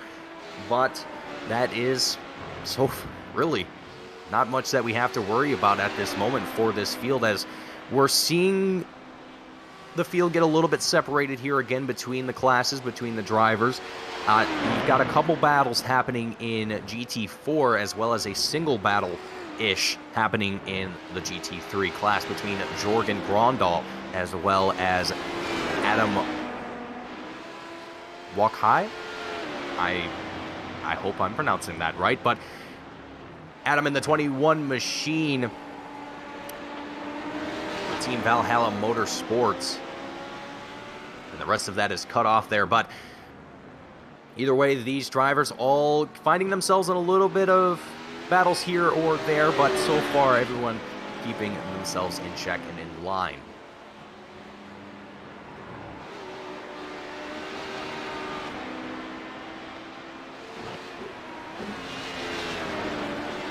I want to take this moment here. I want to give a shout out. I want to give a thank you to everyone who's tuning in here tonight and enjoying the action that we have here today for the Team Goon Squad Endurance Series, the season finale here at Barcelona. I hope everyone is enjoying the action, enjoying the race here so far, as there's still quite a lot of racing left to be had. Just about an hour and a half left in today's race before we see that checkered flag fly.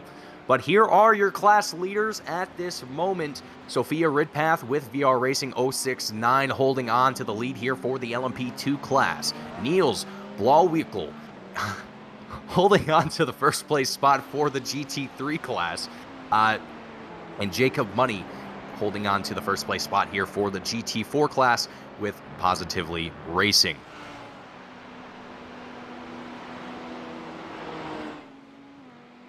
Yeah, Niels has a massive lead over the rest of the GT3 field, about a 44-second gap over Valhalla Motorsports in the 213. Well done. Now Niels in that car, that Ferrari, came down here to lap 29. Valhalla Motorsports on lap 36 for their pit stop. Differing fuel and pit strategies out here today, and it seems very interesting to me that they can do that type of different runs. The Ferrari seems like it's going well, but we also have another crash report.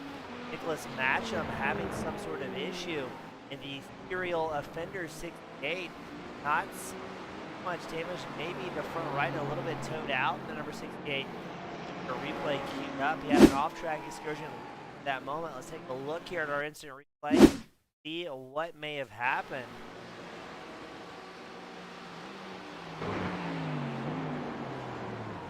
Oh, just pushes very, very wide, grabs the kitty litter, and almost comes back out into a hot track. So well done, able to hold on to it. Still sitting 6th in class for our GT4 drivers. Now let's pan back up. We may have a battle for 2nd in GT4 starting to shape up. That's Gareth McAllister with Rise Motorsports. Marco Schmitz with Marco Schmitz Racing, the 7. Picked up nose to tail, a half second separating those two drivers. As they carry on, we're going to go on board with Marco Schmitz in that number 27. Aston Martin trying to reel in McAllister's Aston Martin right there, still getting tantalizing close. Now these two drivers are just about a full minute back from Jacob Money, your class GT4, and doing everything in their power. Now I almost wonder if they're working together here to try and make up some time on Monday. McAllister came down here, rode early, lap 22. Schmitz lap 14. While Money, a massive overcut, came down here, rode on lap 36 in his GT4 machine, and really stretching the run out. And while this is going on, Richard Schmitz with California Racing clicked off the fastest lap, a 132.08, excuse me. Just 1/100th of a second faster than Sophia Ridpath with VR Racing 069, and the same lap time that Daniel Sedgreen, the VR Racing 096, was able to put down. Sedgreen, excuse me, also with a 132.08. Yeah, everyone doing a phenomenal job here today, and yeah, seeing the difference between pace between those three drivers up in the LMP2s is incredible. I mean, we're talking about a hundredth of a second difference. That is just insane. That is absolutely insane to have that small amount of difference between these three drivers. That level of consistency is hard to beat. So for these drivers in all of these classes, all trying to push, all trying to do the best that they possibly can, and seeing now some new drivers out on track, some drivers that are still out there trying to do these solo runs here, which again I completely admire, because I don't know if I would be able to do something like that, James. I think after a while the nerves would get to me, or I would just get a little bit too complacent and make just silly mistakes and put myself out of the race. Speaking of mistakes, though, that was quite the run through the gravel there across the front straight. Yeah, Mason, that's not the preferred line that Norman King with the MSR car green was taking in that number 11 mission. Now, he's still up 3 positions in class from where he qualified, running 9th in class with Steven Shepard, Gamer Guy Racing, number 13, closing the gap. We also got a report of Scott Cooper with Rusty Shackelford Racing, takes another tow back to pit road, and even class leader Jacob Money for the Moore is also having his fair share of problems going off track and having to force himself back into the right spot. So driver attrition definitely playing a factor. And the other point is, as the sun starts to set, drivers getting a little bit tired. Track is changing. Sometimes drivers didn't quite account for the track conditions. So the car will start to tighten up as the night goes on, and we've already seen Philbin running plows throughout the race. Drivers having to fight and to hold on to it. It's only going to get exponentially worse as the run goes on if these cars are not designed for that type of track service, that type of track temperature. Yeah, and we're seeing a lot. I mean, some of these drivers they're able to handle it very well, but other drivers, it seems like they're kind of adapting on the fly as they go and just kind of learning the track and learning where the traction is, where they can get that rubber down and really put down some speed. But yeah, as the night progresses on here, as the sun goes down, as we are starting to see less and less visible light coming across the track, and I was mentioning it while you were away there for a little bit, that once the lights are, well, not the lights, but once the sun is completely set here, it's going to be, you mentioned it earlier in the broadcast, it's going to be extremely difficult to find those markers on the track that help you figure out where you are, where you need to brake, where you need to be. Granted, you still have your headlights. All of these cars they do have headlights on them, so it's not like they're completely in the dark, literally.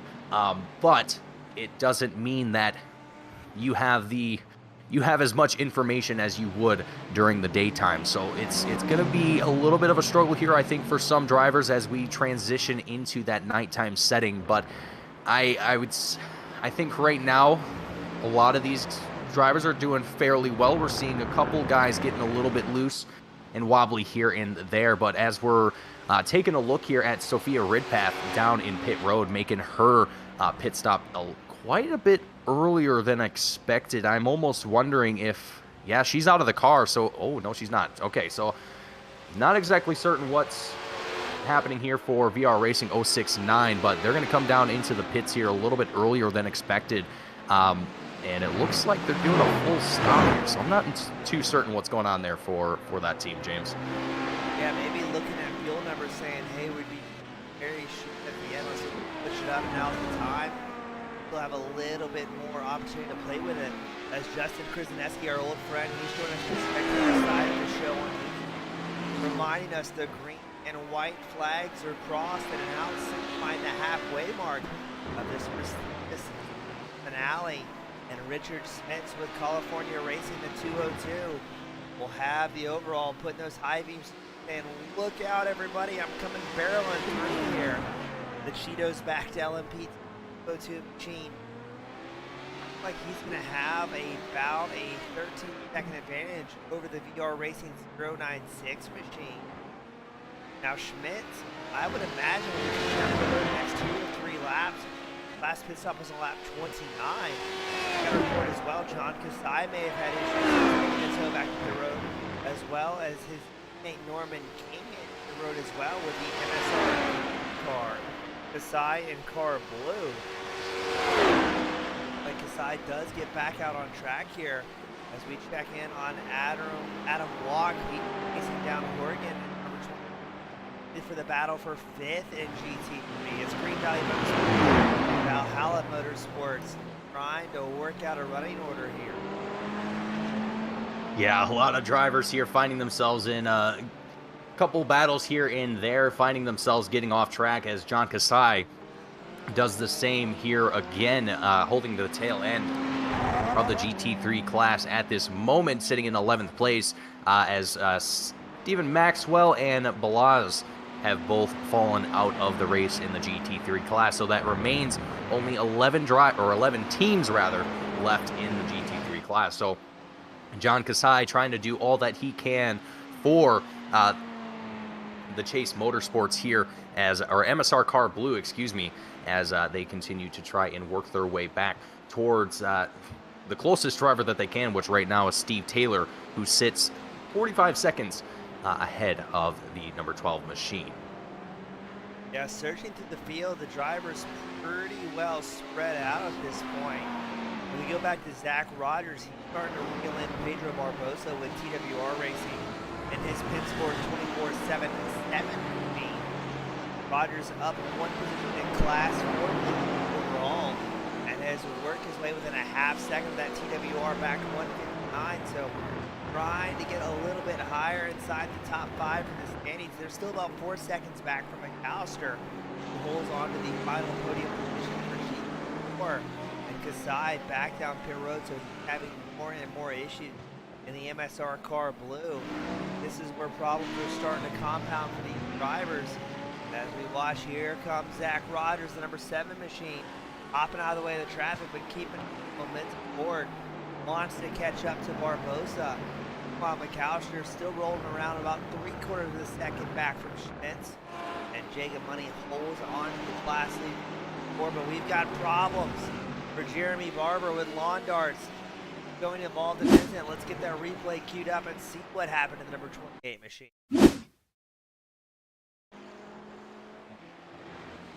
Getting himself set up here to make the turn, and let's see if he locks up the tires here. Oh, definitely overcooks it going into the turn, has to slow down, but luckily he was able to slow down before making it into the gravel trap and able to avoid a real calamity there. He just had to get himself reset back on track, and he continues on with his race. But yeah, definitely not a situation that you want to be in. But for Jeremy, being a relatively new driver in the series, as far as I'm aware, coming here and not having a whole lot of endurance experience, just trying to put lap times in, trying to put seat time in, and seeing what he can do. I gotta say, holding 9th place in the GT4 class at this moment, I think Jeremy has definitely given himself a lot less credit than what he, I think, deserves here tonight.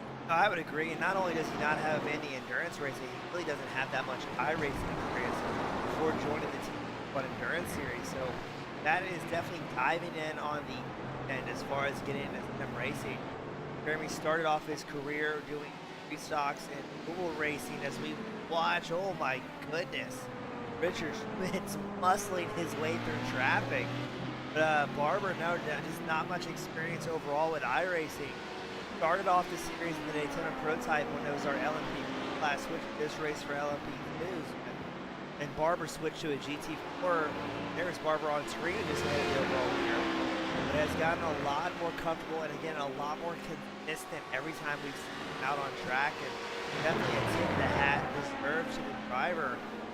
We watched, several new drivers. We've got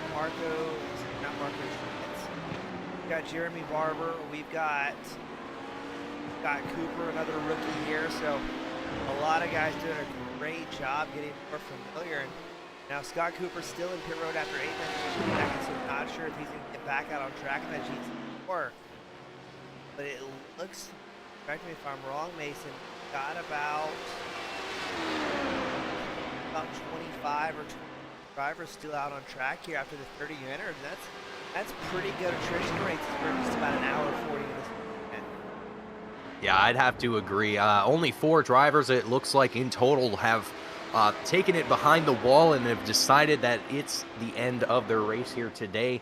And yeah, I think that's absolutely phenomenal. Still having 25 drivers here after, or 25 teams here after an hour and a half of racing. So really great to see the commitment from these drivers, from these teams, to stick with it, stay out here, and come home with a W, or just come across the checkered line and finish tonight's race. And a lot of these drivers, well, I shouldn't say a lot, but some of these drivers, that's maybe what all they're looking for here tonight, is to just come across that checkered line, finish the race, and be able to say, I finished an endurance race. And you know, for some of these drivers here, some of these guys who are newer to endurance racing or just iRacing in general, this is kind of the perfect playground for them to be able to learn and be able to excel and improve their skills overall, which we've talked about a little bit before, but I can't emphasize it enough because we've seen that happen here throughout the history of this series here throughout 2022, is drivers coming here and just wanting to learn and be able to experience endurance racing for themselves in a little bit more of a friendlier environment. And I think it's definitely turned out to be one of our most successful series here with Team Goon Squad. Yeah, absolutely. And Mason, correct me if I'm wrong, but you and I ran the 046 Racing 12-hour of Spa November race, or maybe that was one you were not able to connect in time. Am I remembering that right? So what happened is I didn't register for the race before a certain period of time. I forget what happened exactly, but I essentially forgot to register my team or something along those lines. It was a very unfortunate and very sad day for me. Okay, so yeah, but even that race we ran with some of the Team Goon Squad guys for that charity event, a lot of us, our focus wasn't on winning. It was just getting out there, completing that 12-hour and trying to bring home a relatively hard. As he said, that can definitely be an accomplishment in and of itself. Just that whole team building aspect, because even if you're doing a 3-hour endurance race like we are tonight solo, being able to finish is no small feat here. So that is definitely going to be a goal for some drivers, just to see what they can do, see if they can bring it home nice and clean at the end. And if you're able to, hey, more power to you. Not everybody can do that. I can't tell you how many times we've talked to friends that have entered a 12-hour, a 3-hour, a 24-hour, and were unable to finish. So just being able to make that happen is a big deal. And we do have an update. Sophia Ridpath, the 069, the third place overall LP2 driver, off track once more, as overall leader Richard Schmitz comes down pit road, his second stop of the night. He's doing a long run on fuel here. Good for him. That's his second stop of the night, 64 laps in, so about 32 laps per run, if I'm looking at that right. But we're getting out of Richard Smith with California Racing, as Daniel Sedgley will take over the overall lead once more in the 096 UR Racing. Yeah, and seeing how the field is kind of got itself set up right now, we're seeing a lot of separation between a lot of our drivers here, and really I think now what it's going to come down to is strategy for these drivers to be able to fight for positions here, essentially, because, you know, take for example the GT3 spot, or GT3 class, where Niels in the 15 machine is roughly, over 6 seconds, or excuse me, 50 seconds away from Matthew Wyckoff in the 213 machine in second place. So that's just one example here of the intervals that we have, and you can still see them on the left-hand side of your screens and get an idea of where your favorite drivers are, where your favorite team is, and how they are currently doing in today's race. But yeah, and it looks to be here, I think I was almost right on the money here, mentioning earlier while you were away, we're going to only see about maybe 30 more minutes of daylight, and I think we're just about 15 minutes until we see the sun completely set in. There is no sunlight left to be seen on track. Yeah, it's going to get dark and do so rather quickly here at Barcelona. Currently the camera's focused on the battle for 5th in GT3. That's Warren Grindale with Green Valley Motorsports, Adam Walk with Valhalla Motorsports. The split between them two down to about 3 or 4 tenths. That may open up a little bit as LMPs start to cut their way through, and different headlight colors as well here in the Endurance Series, allowing drivers to see who's maybe coming up behind them. And what you also see for the fans at home is drivers flashing their high beams, signifying, hey, I'm a faster class, or I'm the same class, I'm a lap, if not several laps ahead of you. Just an advisory, heads up, gentlemen, I'm coming through. As it looks like Walk makes that pass for 5th against Horn Grondels. Number 22, it's Ferrari versus BMW. And Adam in that Ferrari, number 21, able to take over the 9th place overall, 5th place in class position. Doing so very, very clean as well. Yeah, Adam Walk, John Gibson, both in the Ferraris here today. We have Jorgen in the 22 machine, excuse me, sitting in 6th in the GT3 class in the BMW. So right now, I mean, really, the GT3 class seems to be dominated by the Ferrari and the Lamborghinis.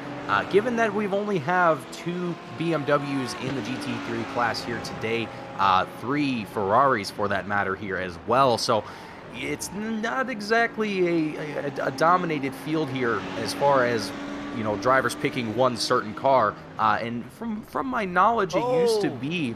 I've got to interrupt you. The GT3 class leader Niels has problems showing involved in a crash report.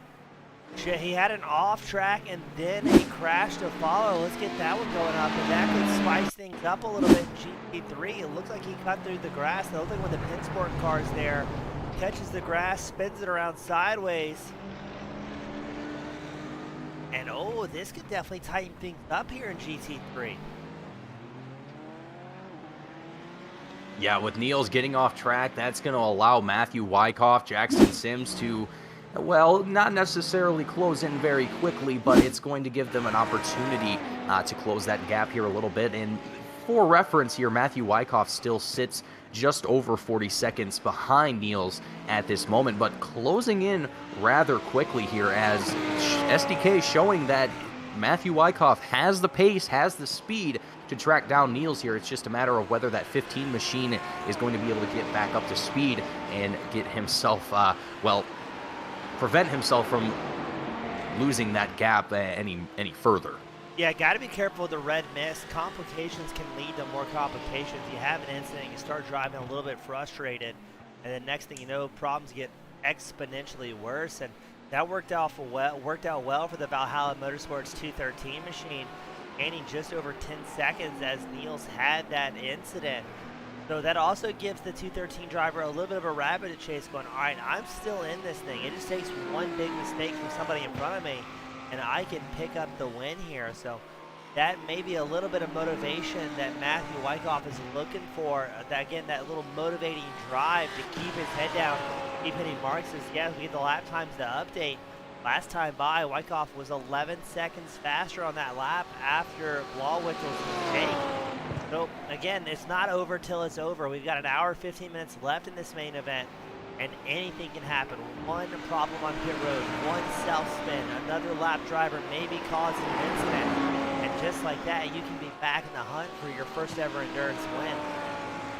Yeah, that's all it takes, and it's incredible how quickly these can happen. These incidents can unfold before our very eyes, and it doesn't take much at all for these things to happen. And so far, everyone's been able to, well, mostly avoid these situations.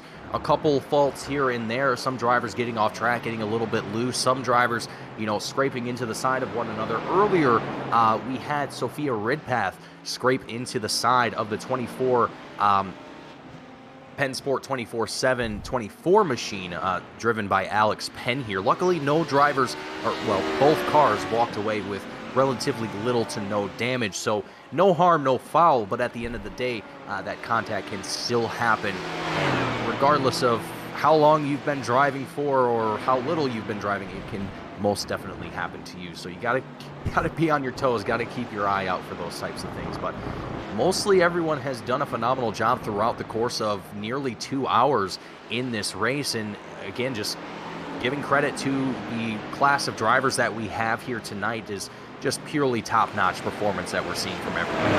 Yeah, Alex Penn, we just touched on him, and he's been having an uphill battle here tonight, involved in some early race incidents.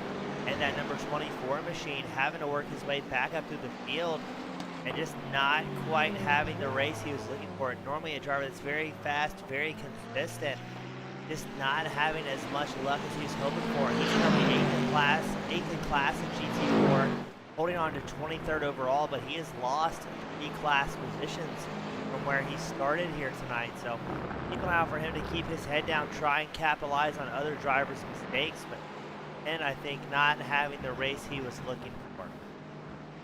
Yeah, I think Alex was definitely hoping for a little bit better results here today. And correct me if I'm wrong here, James, but I think Alex is doing a solo run here in the GT4. So the number 24 machine, you know, not really having any outside support with other teammates coming into the car. So, you know, being behind the wheel for nearly 2 hours now. I mean, James, I'm sure you can probably remember how you felt after the races at Daytona, or even the 12 hours of Spa for the charity event. I felt awful. I can only imagine how Alex feels right now. Yeah, Alex Penn, I think you're right. He's rolling solo in that 24/7 Pensport car. He does have teammate Zach Rogers out on track. Rogers running 3rd in class, 18th overall. He's up 6 positions overall.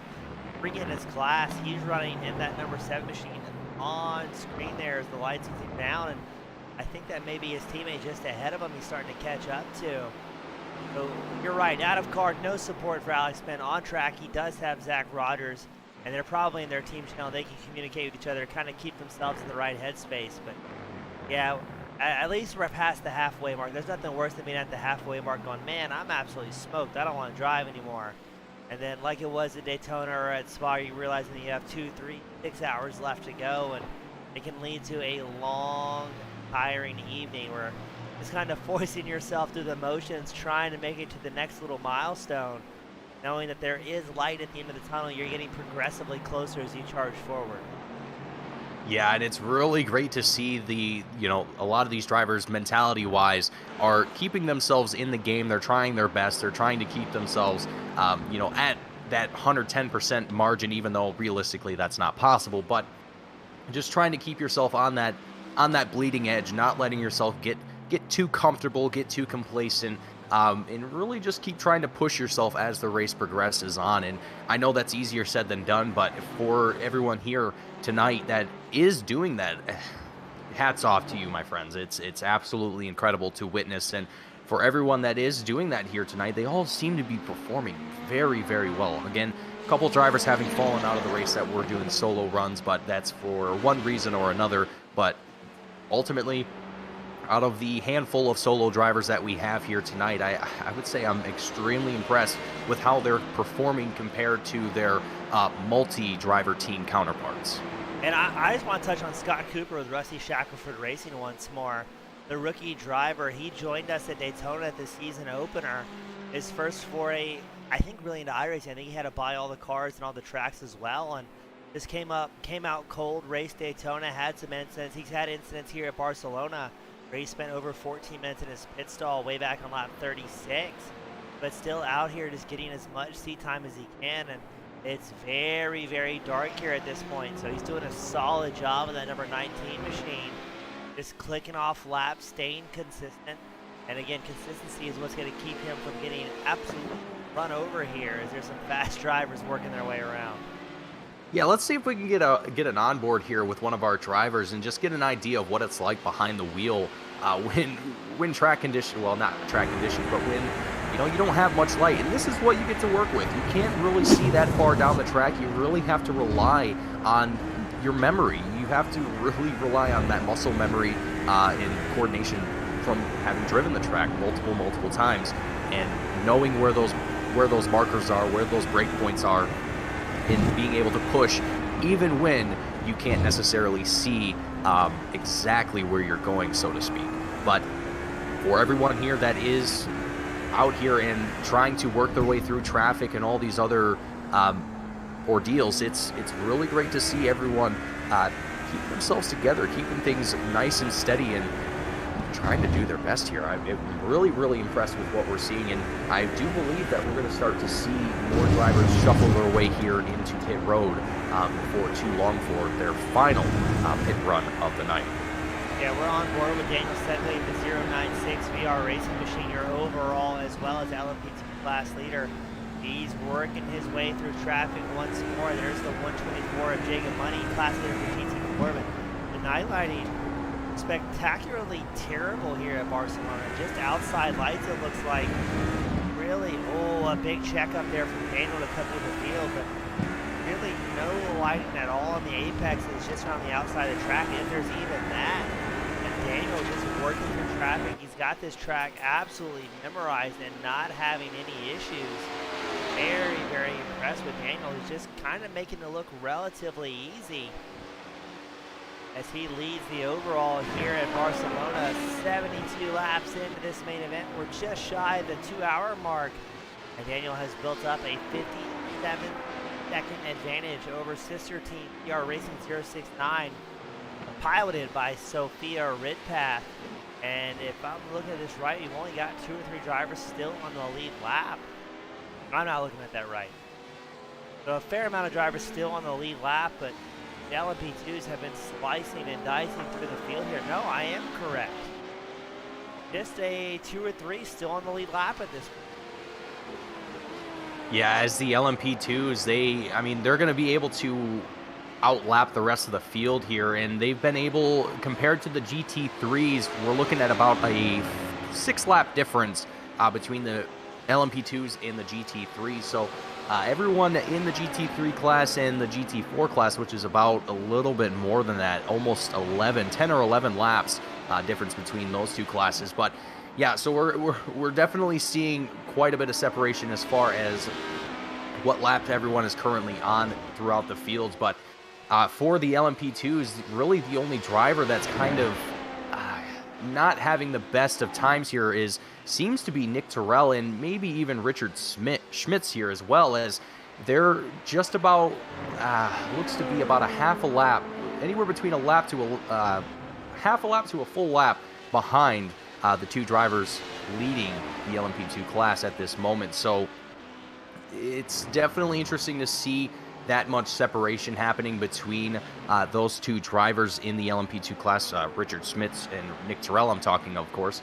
But they're still trying to do what they can, and there's still potential for some sort of pit strategies to be out here before the race is over. And not entirely too certain who we're going to see come into the 2 cars of VR Racing once these 2 driver stints are over with. So we might see a little bit of difference between pace once they get a new driver in those cars, but really only time will tell, and I think we don't have a lot of time left before we see that happen. Yeah, I don't know if the VR Racing cars can be beat here tonight. Now, that being said, both drivers have had their incidents early on in the race and having to drive carefully at this point forward, really from the 30-minute mark forward. So the race of attrition, you can see how painfully dark it's gotten here at Barcelona. Drivers not able to see a whole lot. We went on board with the 096 just a few laps prior, watching Daniel slice and dice through traffic. And let's pan back to the G4 class leader, Jacob Money. He's holding on to a full 1-minute advantage over Pedro Barbosa, who sits second at GT4. Jack Rogers holding on to third in the Port 24/7 machine.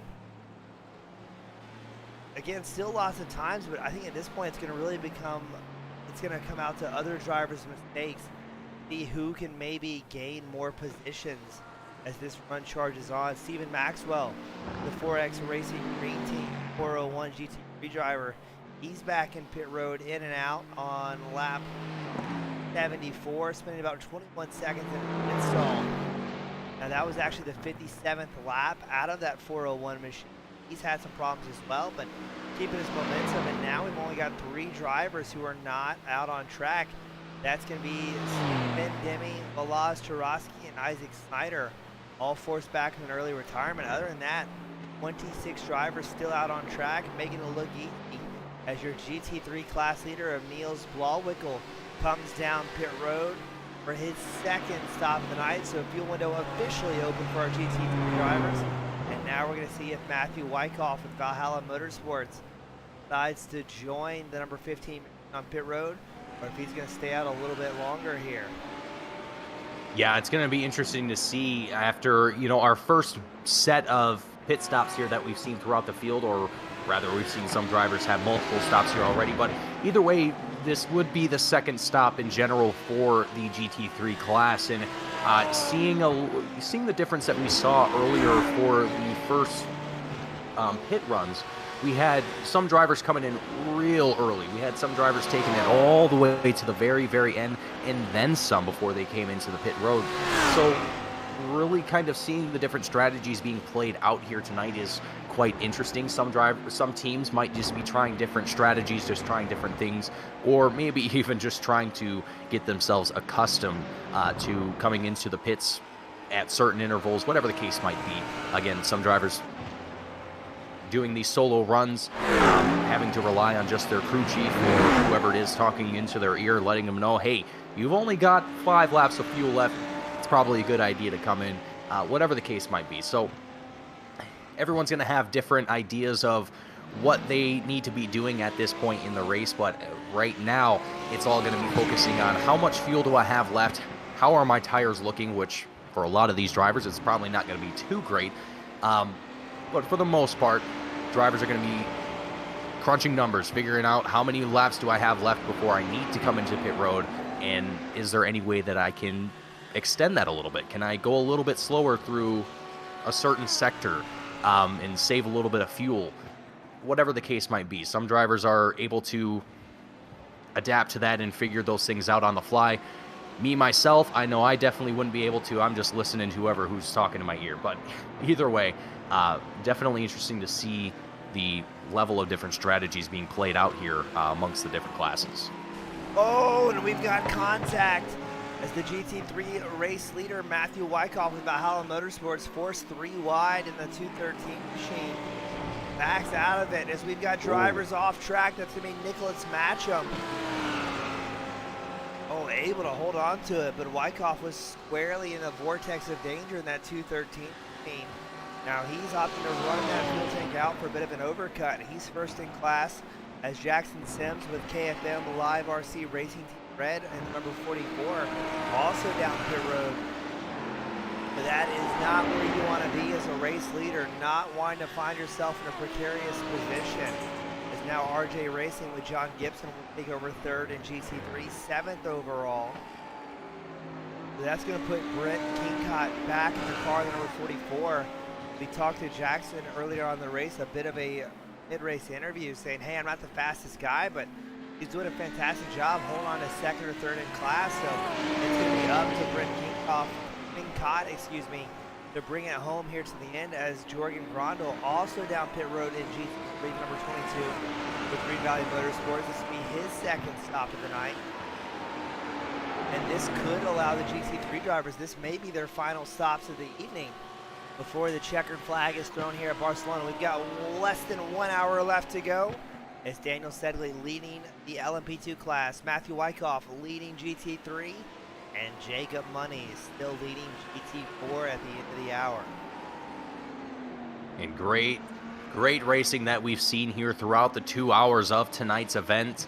Only, again, just under an hour left before we see the checkered flag waved here, and we see a winner declared here tonight for the season finale of the Team Goon Squad 2022 Endurance Series. I gotta say, this has been absolutely incredible to witness and to see the level of competition that we've had here for tonight's race. I frankly, James, I wasn't too certain what to expect coming into tonight's race. You know, we've had a lot of teams sign up for this race. Really, frankly, very shortly before this race started, almost a week before, we've seen a lot of new entries, a lot of new teams wanting to participate in tonight's race. So we've definitely been graced with a very healthy field and a lot of skilled drivers and teams out here today. And I think, frankly, for the season finale of this endurance series, I think we couldn't have had it any better. The racing's been very, very good here as we watch watched Niles Blauwickle work through GT4 traffic, trying to catch back up to John Gibson with RJ Racing. It's second in class for GT3. But as you said, there's a lot of unknowns coming this season, Allie. A lot of dudes making their way out for the very first time and realizing, hey, we can find GT3, GT4 racing just about anywhere. There's 100 different cookie cutter leagues that you can go race. There's not that many endurance racing that have live race control as well as broadcast. So Joe Penn putting together something a little bit unique for the racers has definitely attracted the type. Oh no! That's Blauwickle. Makes contact. I can't tell if that was maybe Norman King involved in that one, who's also off track.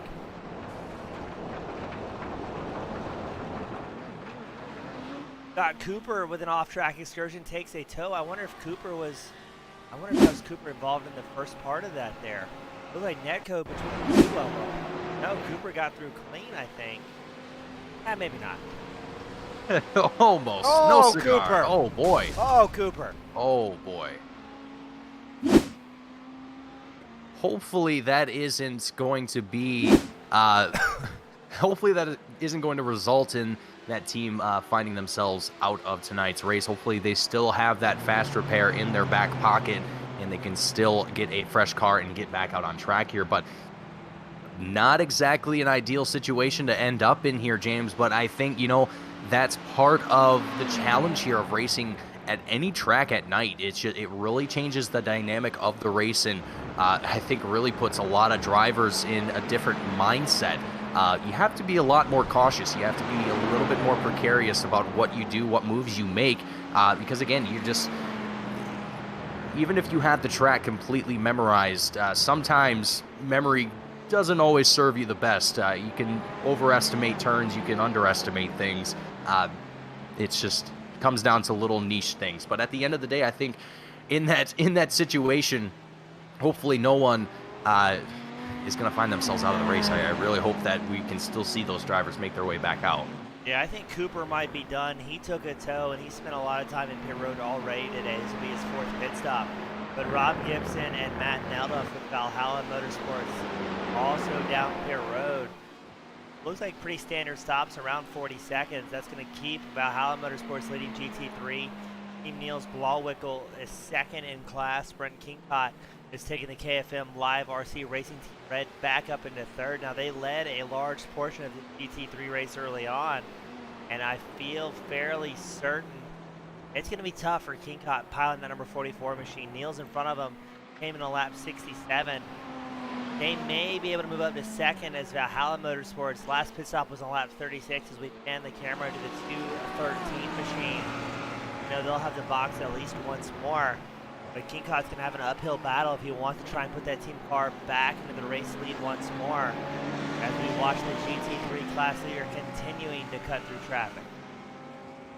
Yeah, Matthew Wyckoff doing a phenomenal job here of trying to keep himself up in the lead. There we see Jeremy Barber as well with the GT4 class, keeping out of the way here of other drivers, trying to make sure that he doesn't have a repeat of what he saw earlier. And I think credit here to Jeremy. He was able to kind of learn his lesson in that situation. And even though it wasn't necessarily totally his fault, it still was a lesson learned, I think, overall. And I think that's one of the really great things about this series in particular is that it is a place of learning. You can come here and really not know a whole lot about endurance racing and come away after a race or even after a season with a whole wealth of knowledge that you didn't have before. And drivers are willing to help each other. Teams are willing to work with one another and, again, just improve each other's crafts, because at the end of the day, that's what we as drivers and as me and James as commentators, that's what we're here for. We love to see good, clean racing and ultimately at the end of the day, just a good show. Yeah, and like you said, everybody's kind of uplifting of each other. They're just great guys out on track, on and off the track, wanting to help improve the racecraft. And these selfish reasons, the faster drivers, faster class drivers, want everybody to be as predictable as possible. And really that's the only requirement for endurance racing is just run consistent lines. The fast guys can work through you.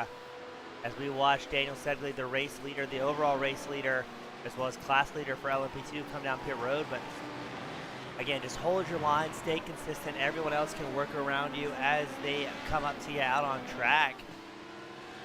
And everything else will work its way out. Now, I did see a report that Jacob Money did have an off-track excursion on lap 67. Doesn't look like that's going to affect his lead at all here in GT4. We head back to Wyckoff, and he's 28 seconds ahead of Blauwickel, running second in class in GT3. KFM Live RC Racing Team Red, Wilson in third. They're about 41 seconds back from Blauwickel, so they're going to have an uphill battle, especially if Blauwickel does not have to pit for the remainder of this race. You know Wyckoff will have to come out pit road at least once more here to make it till the end. This is where those fuel numbers, that strategy is going to come into play, as it is dark here at Barcelona. Let's see if we can grab an onboard from GT3 race leader Wyckoff. Oh, it's dark. It's just astonishing to me, you know, how these drivers can maintain the level of confidence that they do through the course here as Matthew Wyckoff makes his way down and through pit road here. Gonna start his second pit stop of the night, the second and final pit stop here for Team Valhalla Motorsports as the 213 machine makes its way down to its pit stall. And yeah, it's just incredible to me. You know, you have to have a certain level of confidence to be able to race these tracks at night. I mean, granted, oh boy.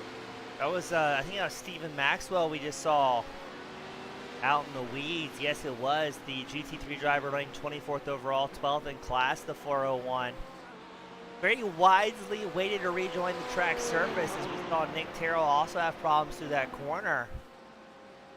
So Maxwell being very, very wise on when he was going to rejoin the surface to avoid bringing out the safety car, which we have not seen so far. We've got the final about 51 minutes left of this main event, this finale.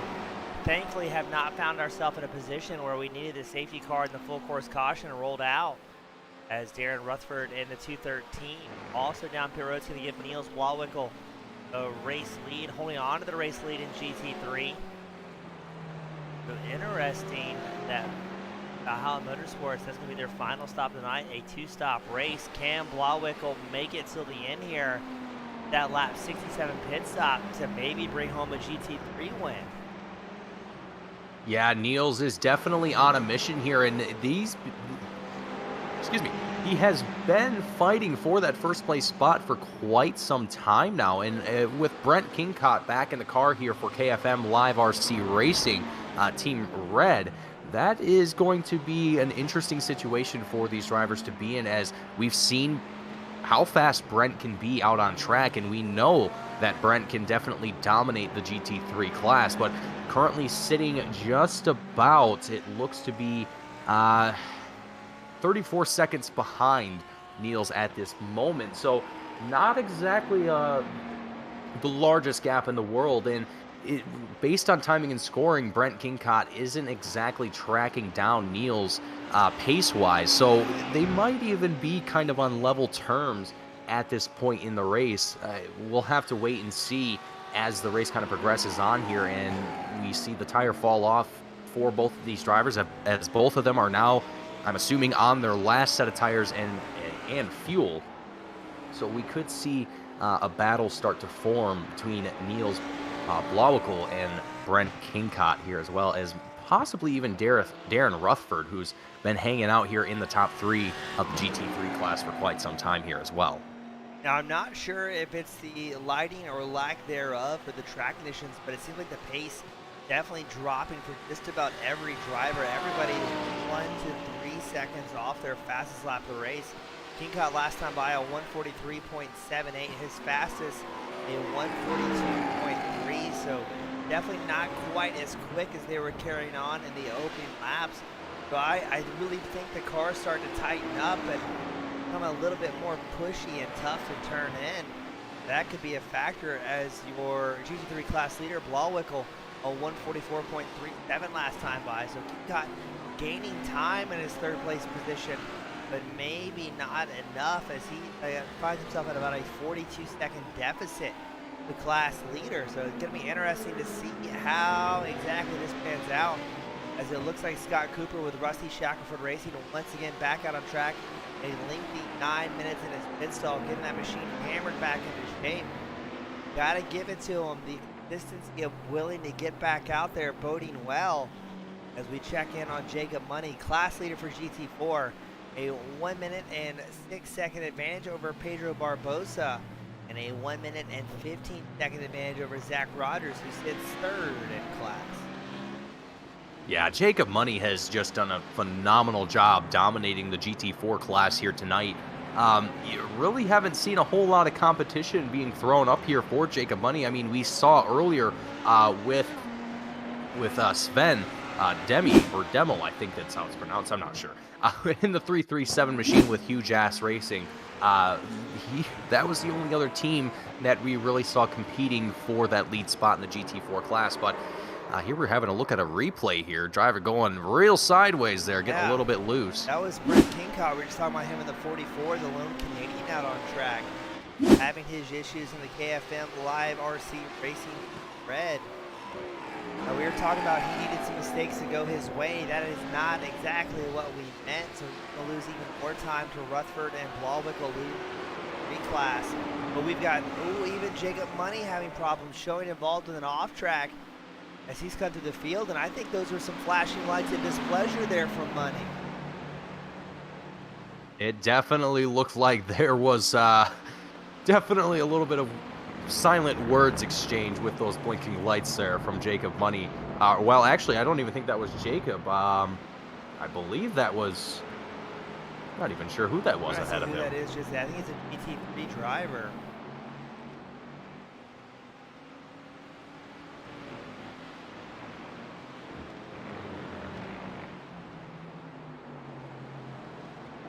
I think it might have been Brent Kingcott.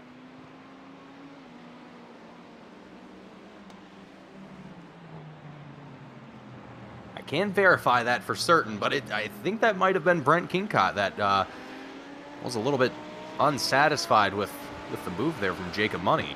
Yeah, for our fans at home, the high beams are supposed to be used to say, hey, I'm coming through, but sometimes it's a virtual wave out the window, flashing those high beams at drivers that have earned your displeasure.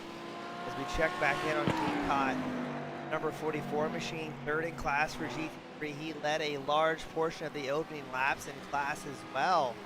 Scott Cooper is gonna exit out of pit road once more, it looks like. And now Sophia Ridpath in the VR Racing 069. Down pit road for what could be her final stop of the night. That's going to put Richard Schmitz back up into second. Overall leader is still Daniel Stegley. The VR Racing 096 leading both the overall as well. Oh my goodness. That was Nicholas Matchman we just saw blocking the track there. Oh, let's get a replay queued up. Almost took out the overall race leader. Oh, and almost, oh. Not ideal. Let's see what happens here. Pushes wide to avoid the other drivers. Almost careens back into him. That was Terrell, the All Green 81. Matcham pulls off track to avoid getting race leaders. But look at this. This is where it almost gets dicier. Drivers having to make their way around Matcham, who's parked in a very inopportune position.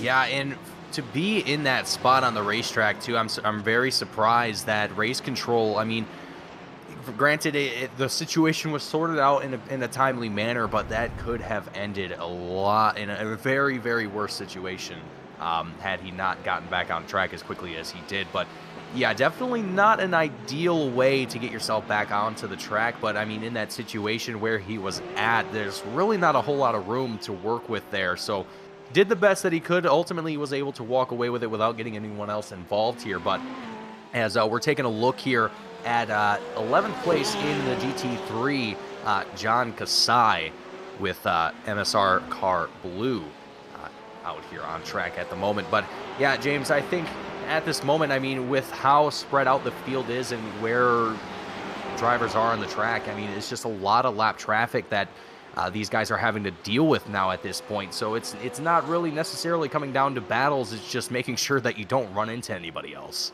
Yeah, exactly. And especially when you see guys such as Matcham having their own little single car mistakes, and that's what everybody else has to be mindful of, is coming around a corner. Next thing you know, there's a different class car kind of either blocking the track or facing back towards you.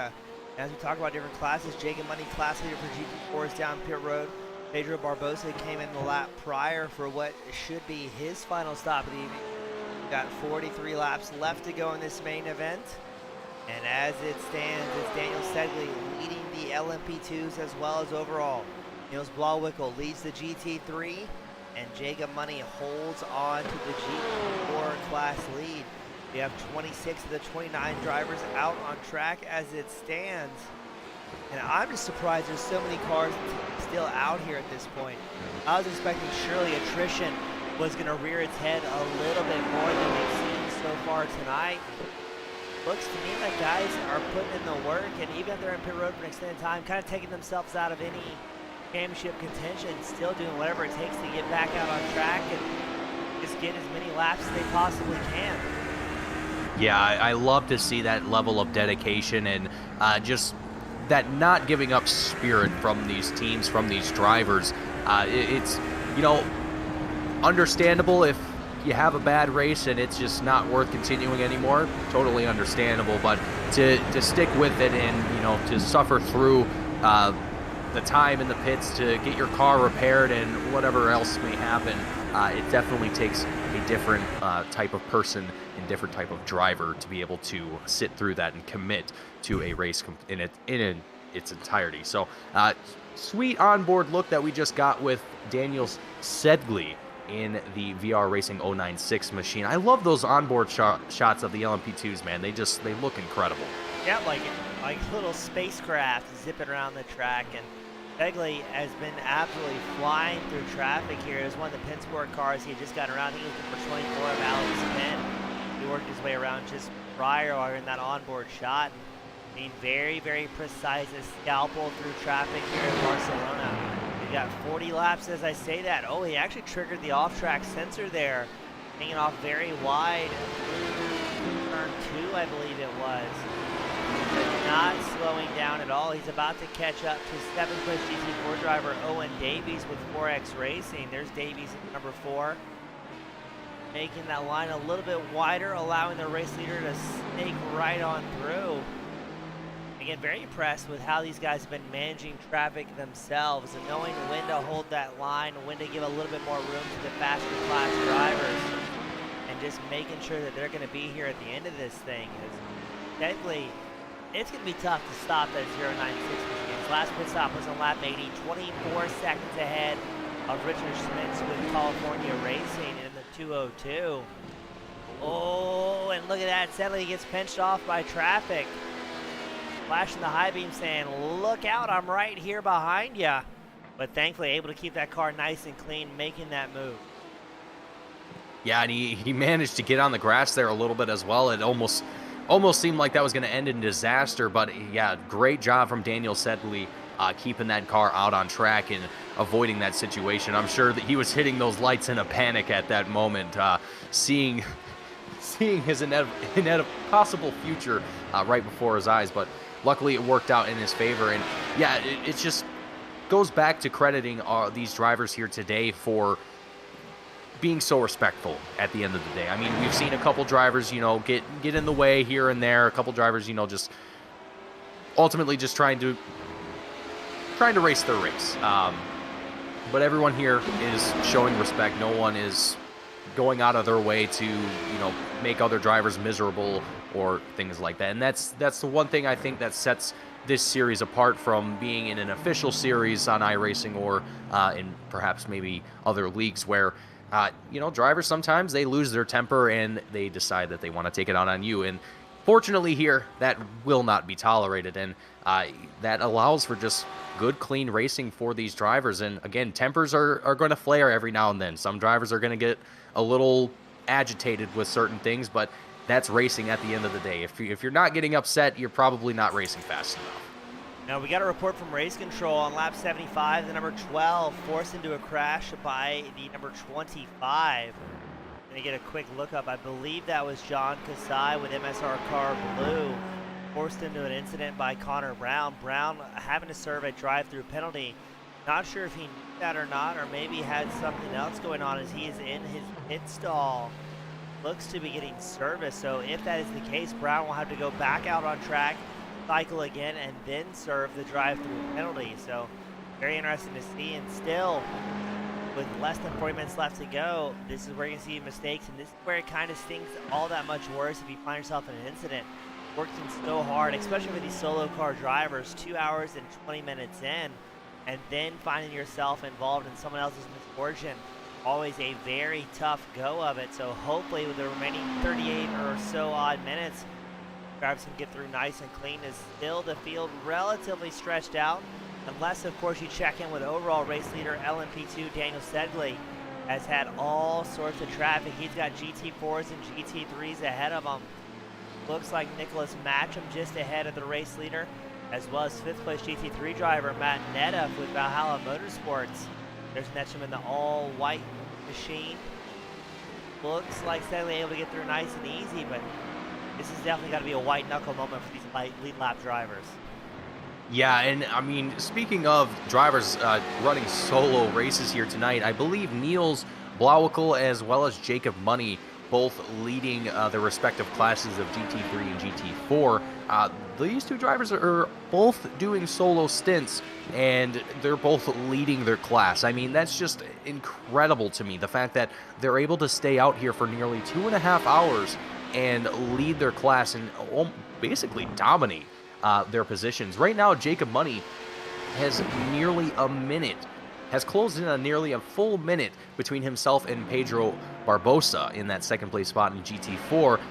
Niels Blauwickel has worked up about a half a second between himself and Darren Rutherford in second place in the GT3 class. So, you know, again, just kind of going back to talking about how some drivers are coming in here with other drivers, other team members, and trying to do the best that they can, but there are other drivers here that are just purely confident in their abilities as a driver, and are able to just completely just steal the show here for their respective class. That just gluttons for punishment, rolling it solo for that long. Definitely, I mean, granted, as far as endurance racing goes, this is pretty short form, but these guys are doing it as Ironman, just 3 hours solo.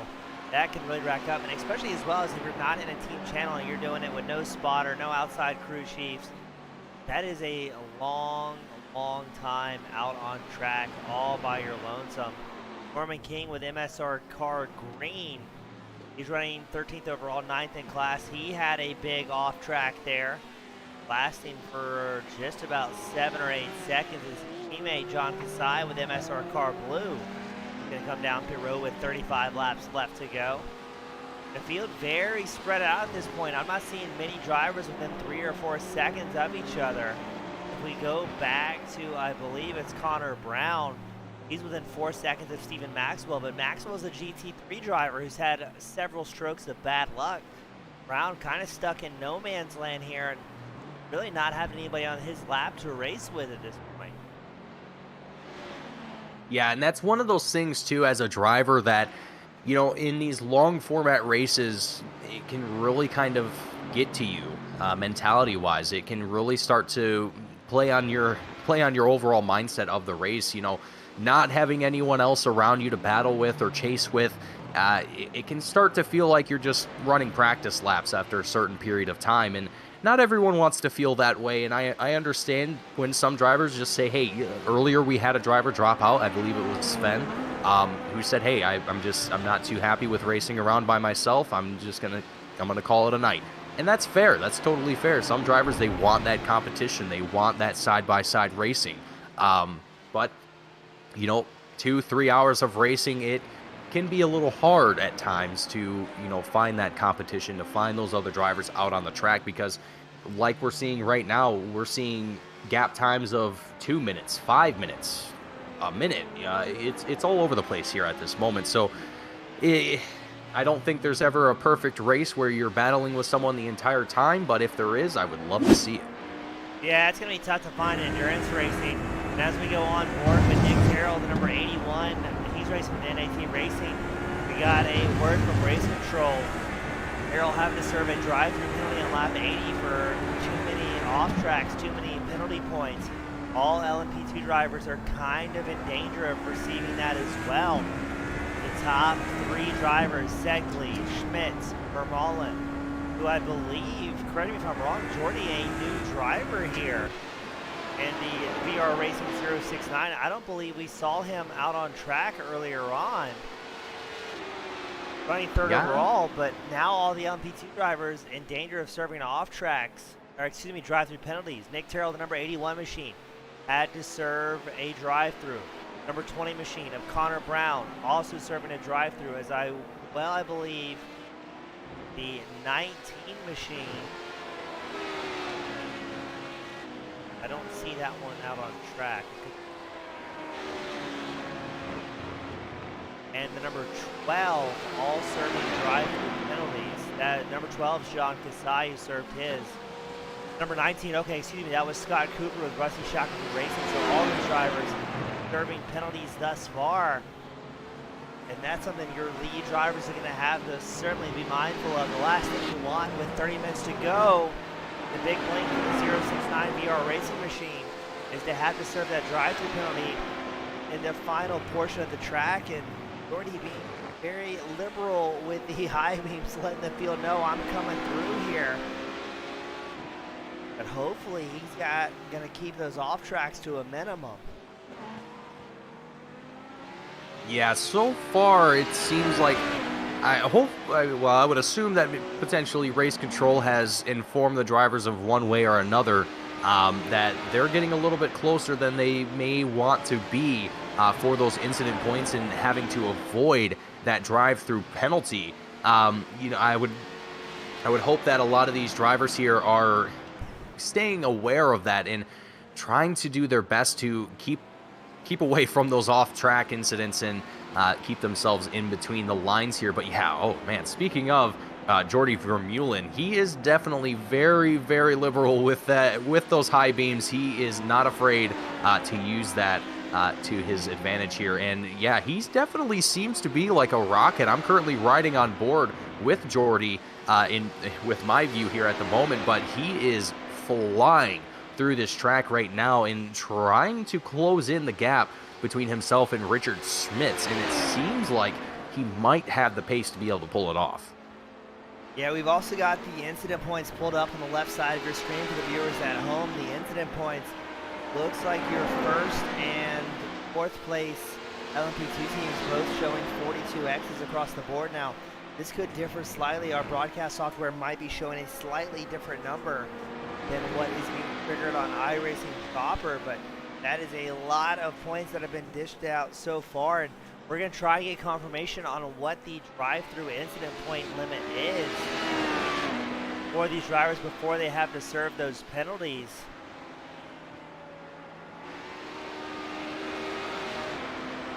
As we check in on, or keep it checked in on Jordy, he's about 35.5 seconds back from second place Richard Schmitz, California Racing.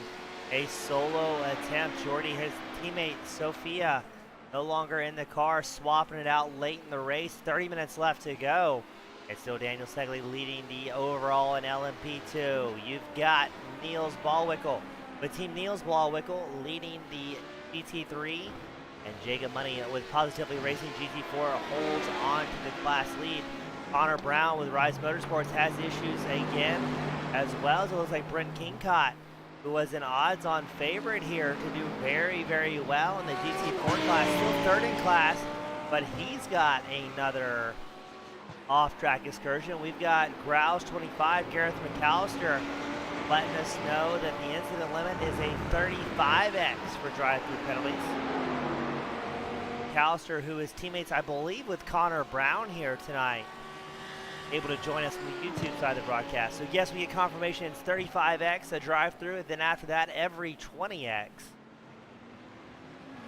As Zach Rogers earns yet another off-track in the Pinsport 24/7 machine. He is third in class for GT4, but thankfully keeps it off the wall here as Alex Penn, his sister team, the number 24, coming down pit road as well for his final stop of the night. Yeah, I got to give credit here to the Penn Sport team of Zach Rogers and Alex Penn, both driving individual cars here tonight in today's race. So both doing solo stints here and doing phenomenal, I'd have to say. Zach Rogers holding on to the third place spot in the GT4s, Alex Penn in fifth place. So, I mean, overall, coming home with top 5 finishes, I think is a good success here for the Penn Sport team, and really, I think going to be a great success here for the season finale of the 2022 Endurance Series. But Zach Rogers, I mean, has consistently stayed up here in the top 3 for quite some time, and it's really, I mean, I don't know if he just doesn't have the pace to be able to get up there with Pedro or Jacob Money, but he's been able to consistently stay here in that third place spot. So, I mean, a podium, well, technically a podium, I guess you could say, for the GT4 classes is going to be a good accomplishment here, I think, for the Penn Sport team. Yeah, really good points as well. And Nicholas Matcham also in GT4, the number 68, with serial offenders getting some love from the fans here as well, saying gotta match them all. Yeah, we'll have to write that down in the back of the car. So we're focused in on Nicholas Matcham, who I believe is our lone Canadian out on track, the number 68 machine. No, excuse me, there's a couple Canadians out there. He's accompanied by Brent Kingcott. So let's say the lone Canadian in GT4, Nicholas Matcham, doing a good job. He's up 3 spots overall, 1 spot in class. And I don't know if he's a newcomer to endurance racing, a relative newcomer to iRacing overall, just kind of spitballing off of his iRating, but doing a really solid job here this weekend. He's had a couple of incidents early on. And we had a question from the viewers as well saying, hey, did these guys already serve the penalty? I do not know for certain if the broadcast software records the exact same incident point limit as what you would normally see in iRacing. For example, Daniel Segley in the VR Racing 096 on my broadcast software shows 43 off tracks. May not be the same, but Mason, you may be able to check that on your screen through the native iRacing to see if it shows you the actual incident points these teams have had, and maybe we can see if it matches up to the broadcast software, because I'm not sure if Segley needs to serve a drive-through penalty or not, or how close he may be getting versus broadcast reported numbers versus what we see on the native iRacing screen. So based on what I'm seeing from my SDK, so Daniel here, based on what I can see, has 39 off tracks, Richard Smits with 37, and Jordi Vermeulen with 25. So Daniel Sedgley, if I'm not mistaken, should have served a drive-through penalty, but I wonder if potentially he served that, if VR Racing 096 served that penalty during a pit stop, potentially. No, I got to compliment you. So what the numbers we're seeing in the broadcast are a bit different. We've had race control confirm that Daniel Sedgley with VR Racing, his 096 car, has 33 off-track points so far. So something's getting reported a little bit differently here. Sedgley has just the tiniest room to wiggle with, as Richard Smits with California Racing, the 202 down pit road. Let's see if he's actually going to get serviced. Yes, he is. So a late pit stop with 25 laps left to go in the Cheetah Print 202. So yeah, I mean, the drive-through penalty could absolutely make the difference for some of these guys. By the time it's all said and done, we still have 26 drivers out on track. And let's see how this is going to pan out for Jordy and the 069 car. Last pit stop was on lap 84. Will he come out ahead of Richard Schmitz? Looks like Schmitz will hold on to the second place spot by about 0.4 of a second. But here comes Vermeulen, trying to work his way around Richard Schmitz. This is going to be the battle for second overall, second in class. This is going to be a tie one. They've got a little bit of traffic just ahead, less than 0.3 separating the second and third place driver. And how long can Jordy go? Can he make it till the end here, 25 limits, before he needs to splash off on fuel?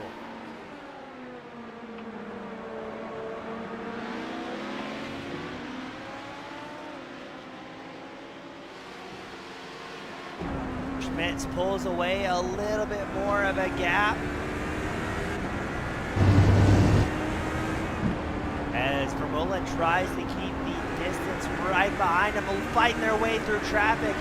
That, I believe, was Matcham almost getting taken out by a couple of LMP2 drivers.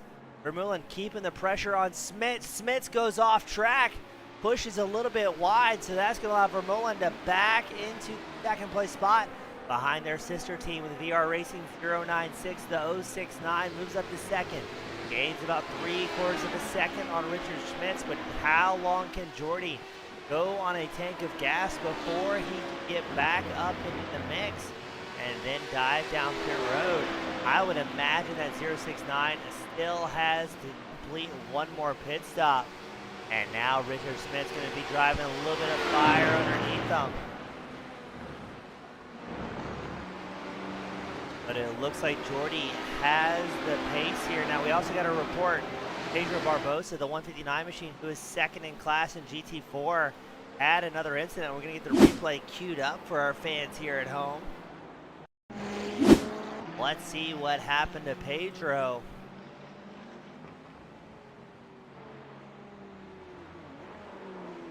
Grabs a little bit too much apron, around he goes. Thankfully, it doesn't look like any drivers were coming his way. Pulls off track to safely get it turned around. That's going to give a little bit of time back to the favor of Zach Rogers, the number 7 machine, who sits third in class in GT4. And we do have Jacob Money joining us from the waiting room. Jacob, you're still in the car, still leading GT4, but apparently have time for an in-car interview. Yeah, I thought why not? Getting towards the end of the race now. Now, Jacob, how's it going out there for you? A single car, a single driver incident. It's got to be a little bit tiring at this point. Yeah, starting to struggle a bit more. Definitely starting to feel the effects of the whole point of endurance. But it's been a good race so far. Just managing my pace, managing the tyres, managing the fuel. And just, yeah, seemingly seem to have found myself in quite a large bit of clean air to the rest of the class. Yeah, I see that. You've got almost a full straight advantage of some drivers behind you. We saw a few lead lap or faster class cars make their way around you, but how intimidating is it having so many different skill sets and the faster class cars seemingly constantly make their way around you in the 124 machine? Yeah, it's definitely been a bit difficult, especially with some of the lower end GT3 cars. The pace difference hasn't really been too similar over the course of a single lap, so when they're coming past, it's a little bit nerve-wracking because you seem to be a bit quicker in the corners. But the HPDs just come at you so quickly. By the time you see them in the mirror, they're already down the road in front. Well, Jacob, glad to have you running so consistently, so clean. We wish you the best of luck in the coming 20 minutes and hope to have you back up here for the post-race interviews once it's all said and concluded. Awesome, can't wait. Cheers. Mason, that was Jacob Money, class leader in GT4, having such a comfortable 1 and 7 second lead. Opted for an in-car interview righty quick.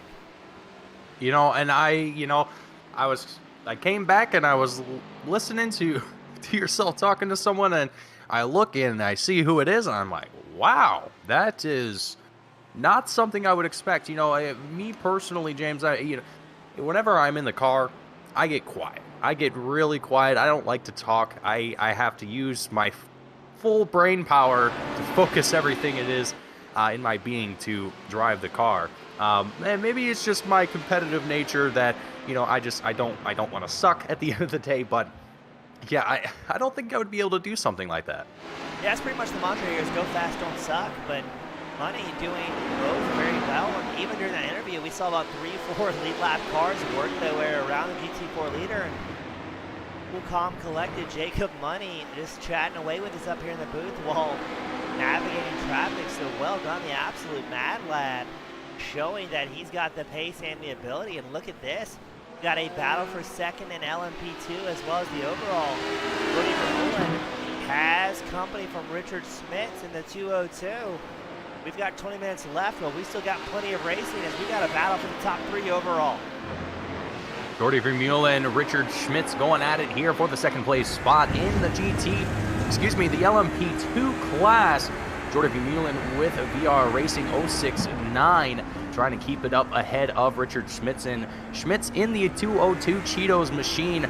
I gotta say, that's my favorite, one of my favorite paint schemes out here on the track here tonight, that Cheetos. I think that's probably the spiciest Cheeto you could possibly find anywhere on Earth right now, as he gets a little bit of a wobble.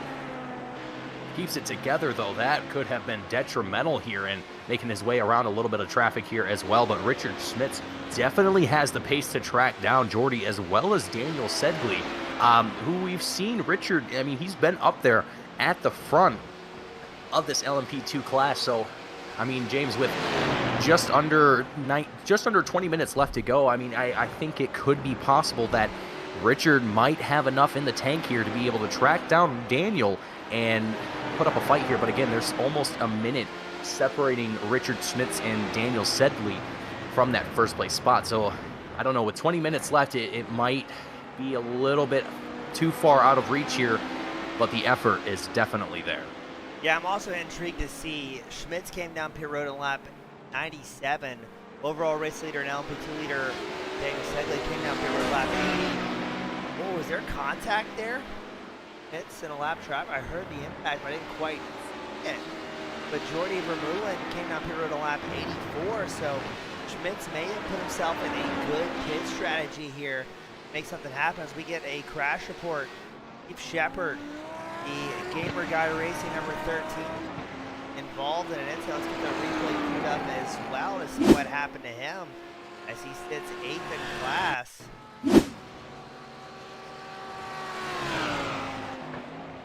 Boy, is it dark here at Barcelona.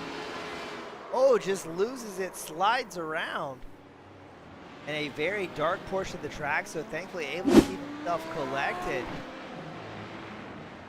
And this is getting white knuckle here to the end, as Schmitz keeping the pressure on Jordi in the battle for second. I'm wondering if Schmitz is thinking, all right, these guys ahead of me have to be on a fuel strategy. Let's keep the pressure up, maybe make these guys burn through a little bit more fuel than they want, trying to hold on to second place position and see if we can force them down pit road with fuel with the time that's there for their scheduled window. You know, James, I just thought of an analogy for this race, and it might not make sense, but I'm going to say it anyway.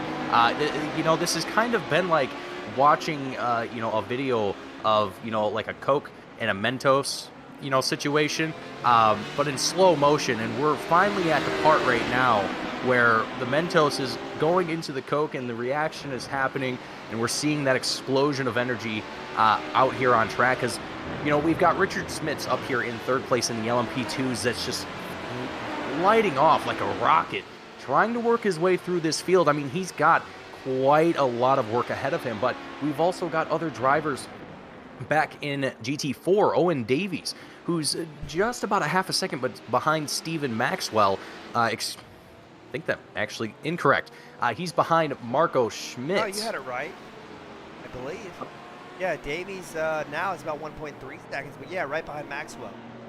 Okay, that's correct. Okay, so Stephen Maxwell, albeit he's in the GT3 class, but I'm actually a little surprised to see Stephen back out here on track, continuing his race. I believe he did find himself out of the race at some point or another, if I'm not mistaken. Maybe I'm thinking of Balaz, but either way, either how, it's really interesting to see how some of these drivers, it just seems like there's been a fire that's been lit underneath them, and it's go time. Yeah, like we said, the light at the end of the tunnel. We got about 15 minutes left in this main event. Drivers knowing they've got to wick it up, but not wanting to push too hard here. They've made it so far into the race. The last thing they want to do is have to pack it up early. But if we look at the track map on the bottom right-hand corner of the viewer's screen, that shows what a massive gap Daniel Sedgley, VR Racing 096, has been able to build up almost a half lap, maybe 3/4 of a lap ahead of the rest of the field here. As 096, he does have a lot of GT3 traffic just ahead of him. Looks like that's going to be third for GT3 grid. King Scott just ahead. And a lot of traffic for your overall leader to go through as he thinks about splitting the middle, opts out of it, dives to the inside line. And man, what a precarious position for Sedgley to be in at this point. The last thing he wants to do with a massive 55-second lead is throw it away now.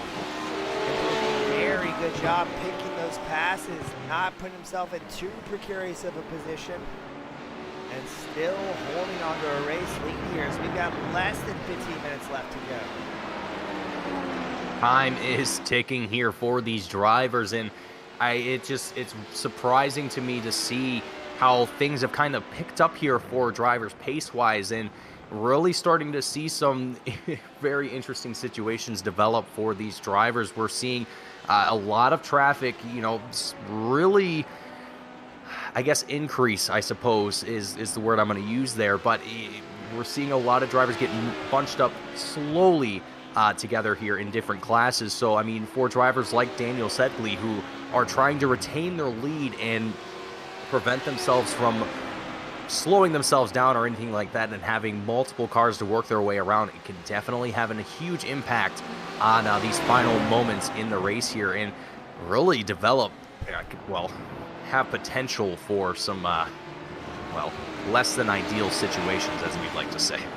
Yeah, the vortex of danger are always in the forefront of these drivers' minds, knowing not wanting to put themselves in too risky of a spot that can undo all the hard work they've done so far this evening, this season finale at Barcelona. Our LMP drivers and driver Daniel Sedgley, their race leader, overall leader, has put down 106 laps so far here today and done a very, very good job. Steven Shepard with Gamer Guy Racing down pit road for his final stop of the night. It's about to be 12 laps left to go, and look at this, the 069 VR racing machine down pit road with too many incidents, gonna have to serve a drive-through. Richard Schmitz moves up into second late in the race. Oh, just like that, the landscape ever changing in our results. We've got 12 laps left to go. Shepard rolls back out on, or gets ready to roll back out on track, but oh, this is gonna be exciting. Late race penalties starting to play a factor for these drivers. Yeah, and for Richard Schmitz, I'm sure that's probably a breath of fresh air, at least a little bit. A free position in his eyes, but still a daunting 54 seconds to close between himself and Daniel Sedgley before there's any sort of battle for the lead, whether it's overall or for the LMP2 class. So Schmitz, with under 15 minutes left to go here, still has a lot of work left before, oh boy. Oh. And that's a perfect example, folks, of what these drivers have to kind of deal with and work around, especially drivers like in the LMP2s that are in the fastest class. And man, we've already seen it a few times earlier in the race where these cars have collided a couple times. And fortunately, mostly everyone has walked away from it scot-free, excuse me. But unfortunately, a few drivers have not been as fortunate. Yeah, this is a tough spot to be in. Oh, Richards down pit road. Did Schmitz get a drive-through penalty as well? Schmitz down pit road in the 202. Yes, 202. Richard Schmitz, too many penalties, shows up on the race live timing result. That could be a chance for Jordy to capitalize. Wow. No, Jordy's down pit road. Wow. What is happening here in LMP2s?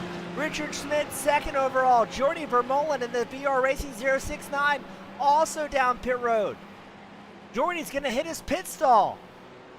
What is happening here at the end of this event? Less than 10 minutes left to go.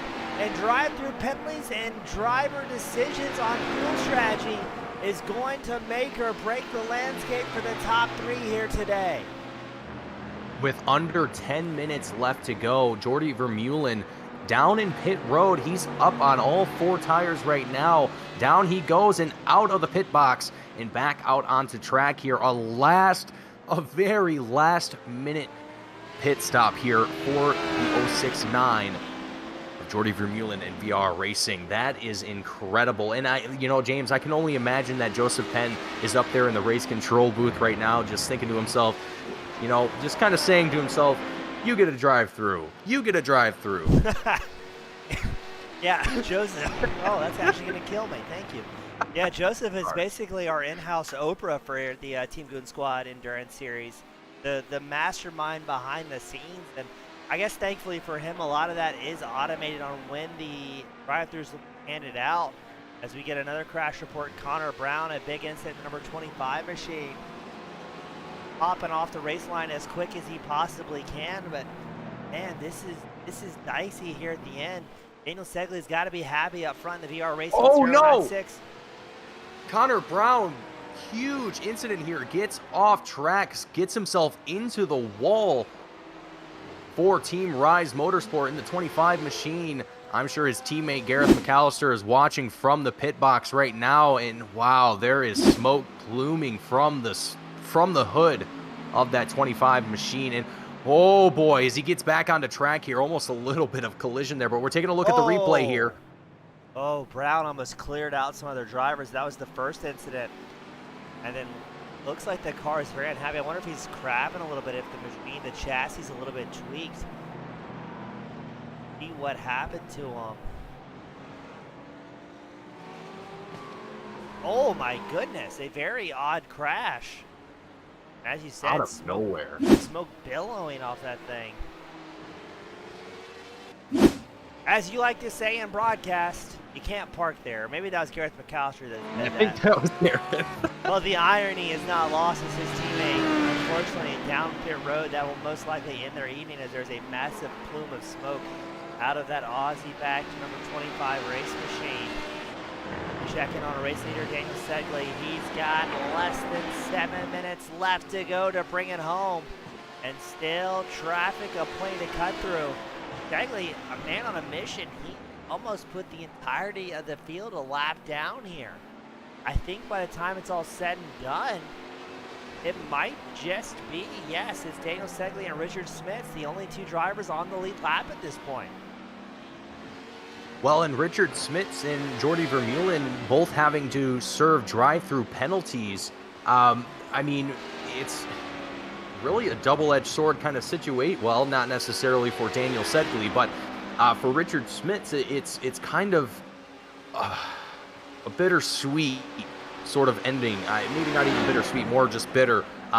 He was able to really close the gap between himself and Daniel for quite some time, and then having to serve that penalty has really set him back over a second now, compared to the 54 seconds roughly that he was looking at before that penalty was served. So a lot of calamity happening here for the LMP2 class in the final moments of the race here tonight, but ultimately for Daniel Sedgley and VR Racing, they have the opportunity to take it home here for the win and really just show their dominance here tonight. They have performed phenomenally well throughout the entirety of this race, and for Daniel Sedgley and his teammate Sophia, they both did a fantastic job in tonight's race. We unfortunately got a report from team captain Rise Motorsports, Gareth McAllister, number 25 machine.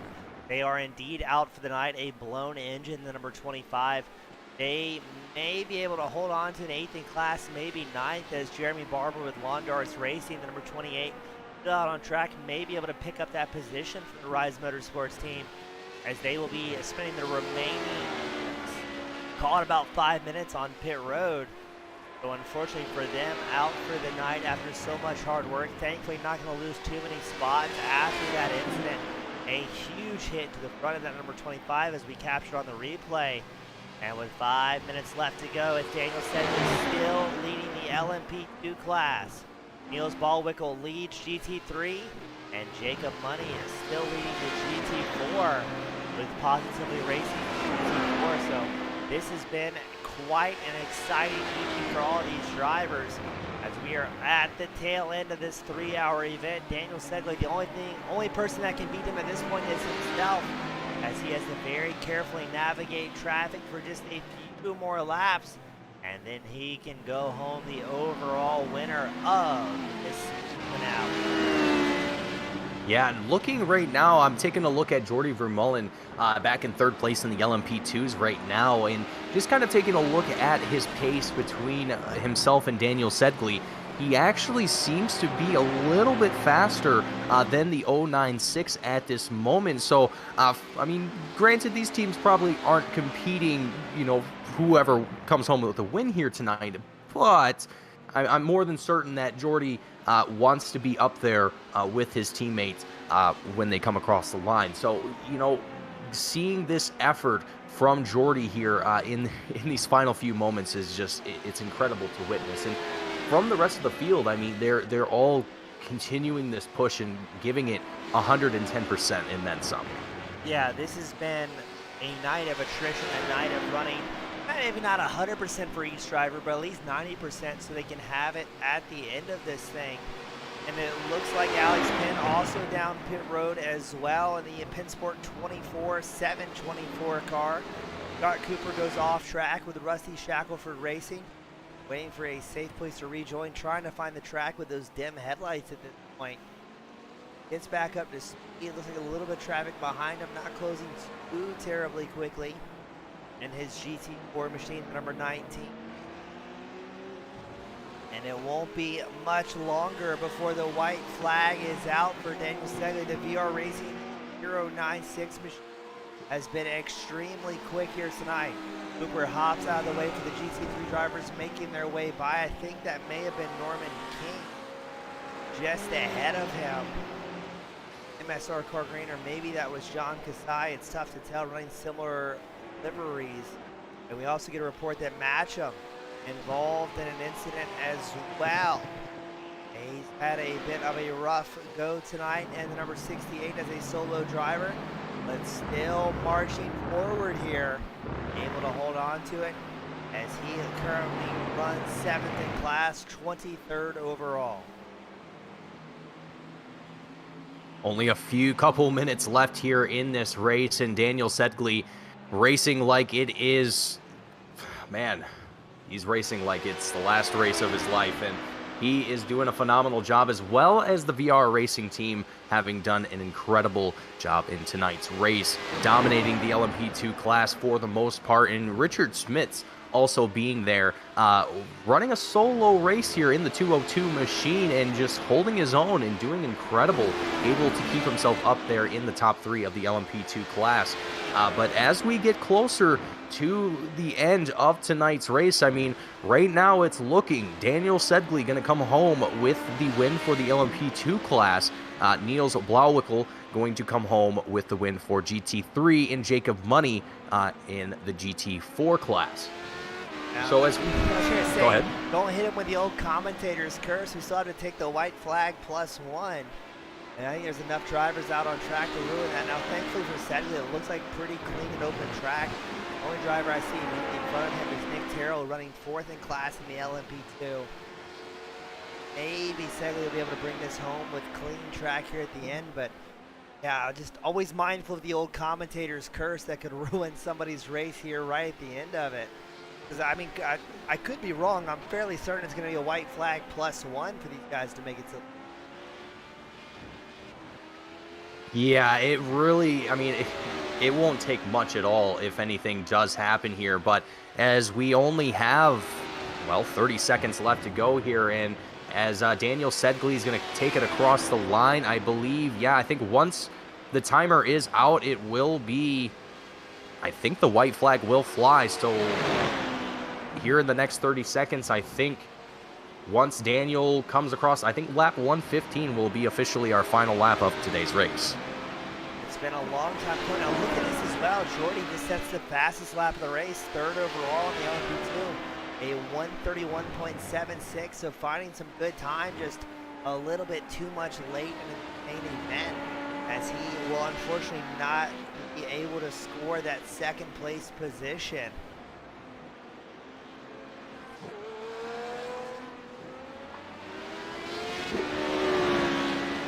I believe that is going to indicate the green, or the white flag here, as we have gone over our time limit here, and Daniel is just about halfway through his final lap here. So I'm actually curious here, James, because I'm not too certain myself how this is going to play out, how this normally works here for endurance races, but I would have to imagine that once Daniel here comes across the line the next time around, it will be the final lap of the race here.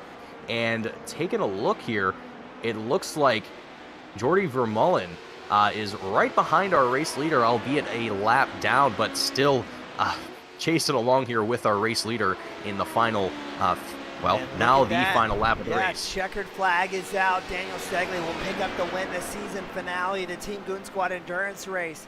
He's got his teammate, sister team, Jordy Vermeulen, cheering him on with a high beam, saying, hey, you won it, bud. And then it's going to be Niels bringing home the win in G3 once he can make his way around the circuit. And it looks like Jacob Money will lock up the GT4 class win as well, a very comfortable margin. My, oh my, what a great race from you guys. Absolutely incredible. And, granted, this isn't exactly a long endurance race like you would normally see. This is more of a shortened version of it, but still 3 hours of racing behind the wheel at any given track is certainly enough to wear anyone out. So props to everyone here tonight. Props to all the teams, to all the drivers that showed up here tonight, that gave it their best effort, and ultimately put on a phenomenal show for us to commentate here tonight. I don't think we could have asked for a better turnout of drivers, as well as just action throughout the field. I think it was an incredible night for not only us up here in the booth, but hopefully for everyone watching at home and for everyone driving in the series. Yeah, we're going to try and get these top three, or the winner from each class, up here to the waiting room for their post-race interviews. What a great race. It was like just about everybody taking the checkered flag. And it looks like 4 drivers being forced to retire early, not able to compete or complete the race under their own power. But overall, a very clean, very successful way to cap off the Team Goon Squad Endurance Series. A lot of great racing, a lot of good camaraderie, and just spectacular racing from start to finish this. Yeah, absolutely. It's been phenomenal to witness. And folks, if you would like to get yourself involved in a future season of the Team Goon Squad Endurance Series, get yourself signed up on Team Goon on our Discord. You can find that on our website, or I'm sure we'll have it posted somewhere in the chat or in the description. But we will make sure that you can find us and get yourselves signed up. And if you're interested, check out what we have to offer over here at Team Goon Squad, because we're always trying new things, trying to, offer something for our fellow drivers to participate in and have a good time in. And I think after this season, I think it's definitely going to make a return going into 2023. I don't have any details right now other than that, but I'm more than certain that we will see a second running of the Endurance Series here with Team Goon Squad. And I got to say, James, it's a little bit sad for me that we really haven't been able to see any of the racing prior, unless you've been racing in it yourself. And hopefully going forward, we'll be able to see a little bit more of that. But for now, I think having a broadcast here for the season finale is just remarkable, and the turnout has been incredible. And I think that again, we couldn't have asked for a better turnout. Yeah, I definitely agree. I do know that I will never financially recover from these broadcasts, but it's been a great race, and I didn't get to run as many of them as I wanted. I only raced the season opener at Daytona before having to park it for this myself, but very, very impressed with how great the guys have been on and off the track. And these guys have just been top-notch guys all across the circuit. A lot of fun each and every week. Built up some great camaraderie amongst the guys, and I couldn't have asked for a better series, a better group of racers. Looks like we've got just about everybody here in the race. So got Jordy finished third. I guess we can start with Jacob Money and get. Yep. Jacob, sir, do you have a read? Yeah. Hello. Jacob, welcome to the booth. Congratulations on winning the overall place for GT4. You did a phenomenal job out there tonight. You ran a solo race. You did it all by yourself in the 124 machine. I mean, talking about it with James throughout the broadcast here tonight, I mentioned I don't think I would be able to accomplish what you did here tonight in any way, shape, or form. I think what you did here was truly phenomenal to witness, and it was really just great to see you out there. But one thing I want to ask you, though, is earlier in the race, we had another driver by the name of Sven Demel, I think that's how it's pronounced, in the 337, who was giving you a little bit of a battle earlier in the race, but ultimately found himself backing out of the race and, taking it behind the wall, ultimately giving you that lead. I mean, what was it like having that little bit of, action towards the beginning of this race here tonight? It was quite good fun actually, especially when he just got past me. I was able to stick with him for I think maybe 5, 6 laps, and we're having a good battle for then. I was starting to panic a little bit when he started to pull away a bit, and then he just kept going and going and going. When he did park up in the garage, I wasn't really sure as to why, and I'm still not sure. I'll have to look back and find out. Um, but yeah, no, it was definitely a good battle. It was good fun, and I do feel personally I lacked a bit more of a battle later on in the race, but no, it was good fun at the start. Definitely good fun. Absolutely. Well, I mean, even though not having other drivers to battle it out with towards the end, you had an incredible gap towards the end of the race. And I know that you were here a little bit earlier doing a little bit of an in-car interview. And you had mentioned that you developed a pretty significant gap between yourself and Pedro Barbosa, who finished second here tonight in the GT4 class. But what was kind of your mindset at that point once you knew you had that gap? I mean, was it kind of just keep doing what you're doing, or was it maybe you could take a little bit of a break, not too much, but give yourself a little bit of wiggle room to be able to not overdo yourself, I suppose I'd say. Yeah, I think it was probably halfway through the second stint.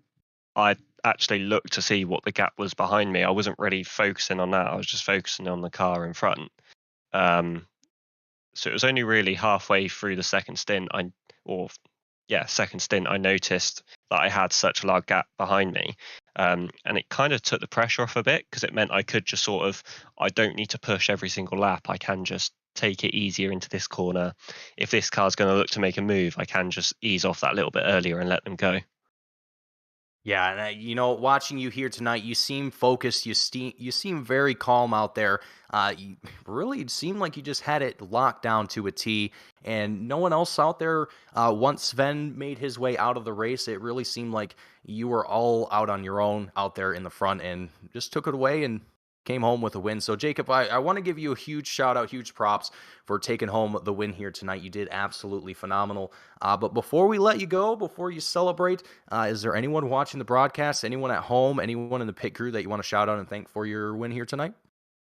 I've probably got to say it's my teammates who are currently taking part in Jimmy Broadbent's charity race. So that'd be Martin, Isaac, Aaron, and Robbie. I know we're all struggling a bit in that race at the moment, but we're getting there. And yeah, they've always just helped me a bit when it comes to prep for cars and getting setups and everything, preparing me for the championship. Absolutely. Well, it's great to have that level of support and a good team behind you to help you achieve those goals. But Jacob, thank you for joining us here tonight. Congratulations on your win in the GT4 class, and hopefully we get to see you around some more, and maybe see you back up here in the booth in the future. Yeah, definitely, for sure. Can't wait. Absolutely. You have a great one, Jacob. Cheers.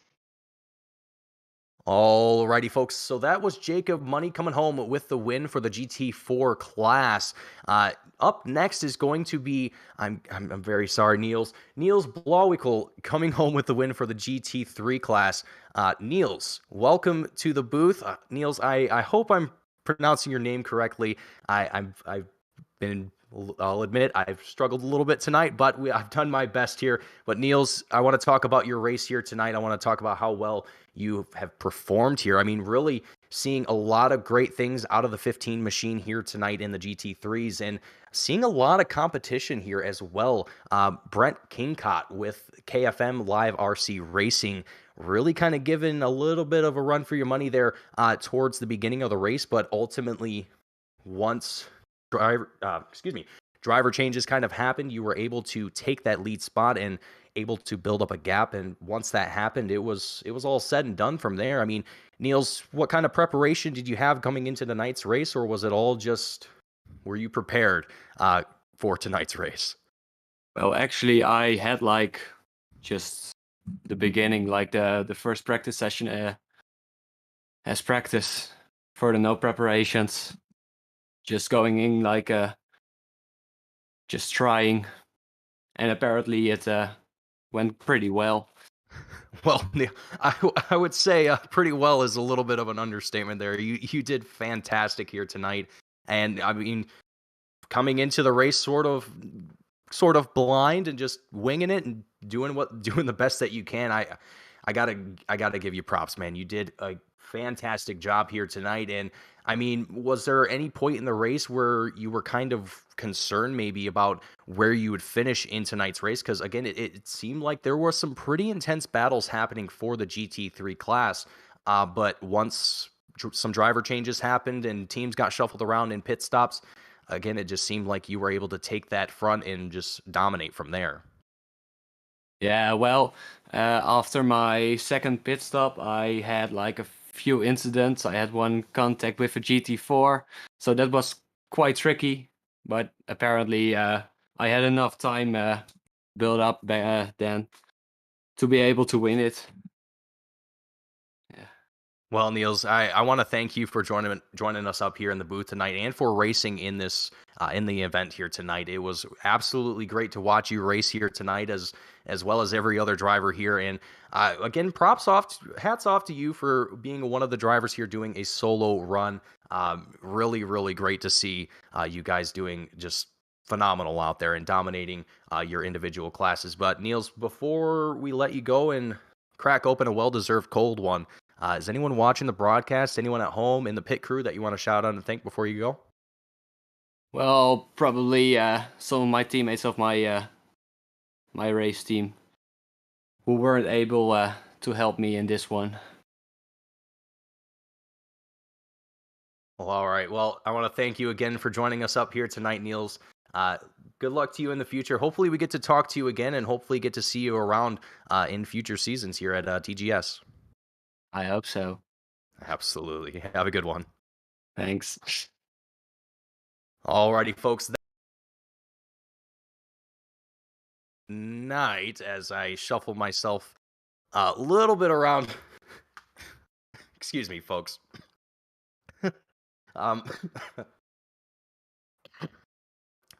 Gotta collect myself here again.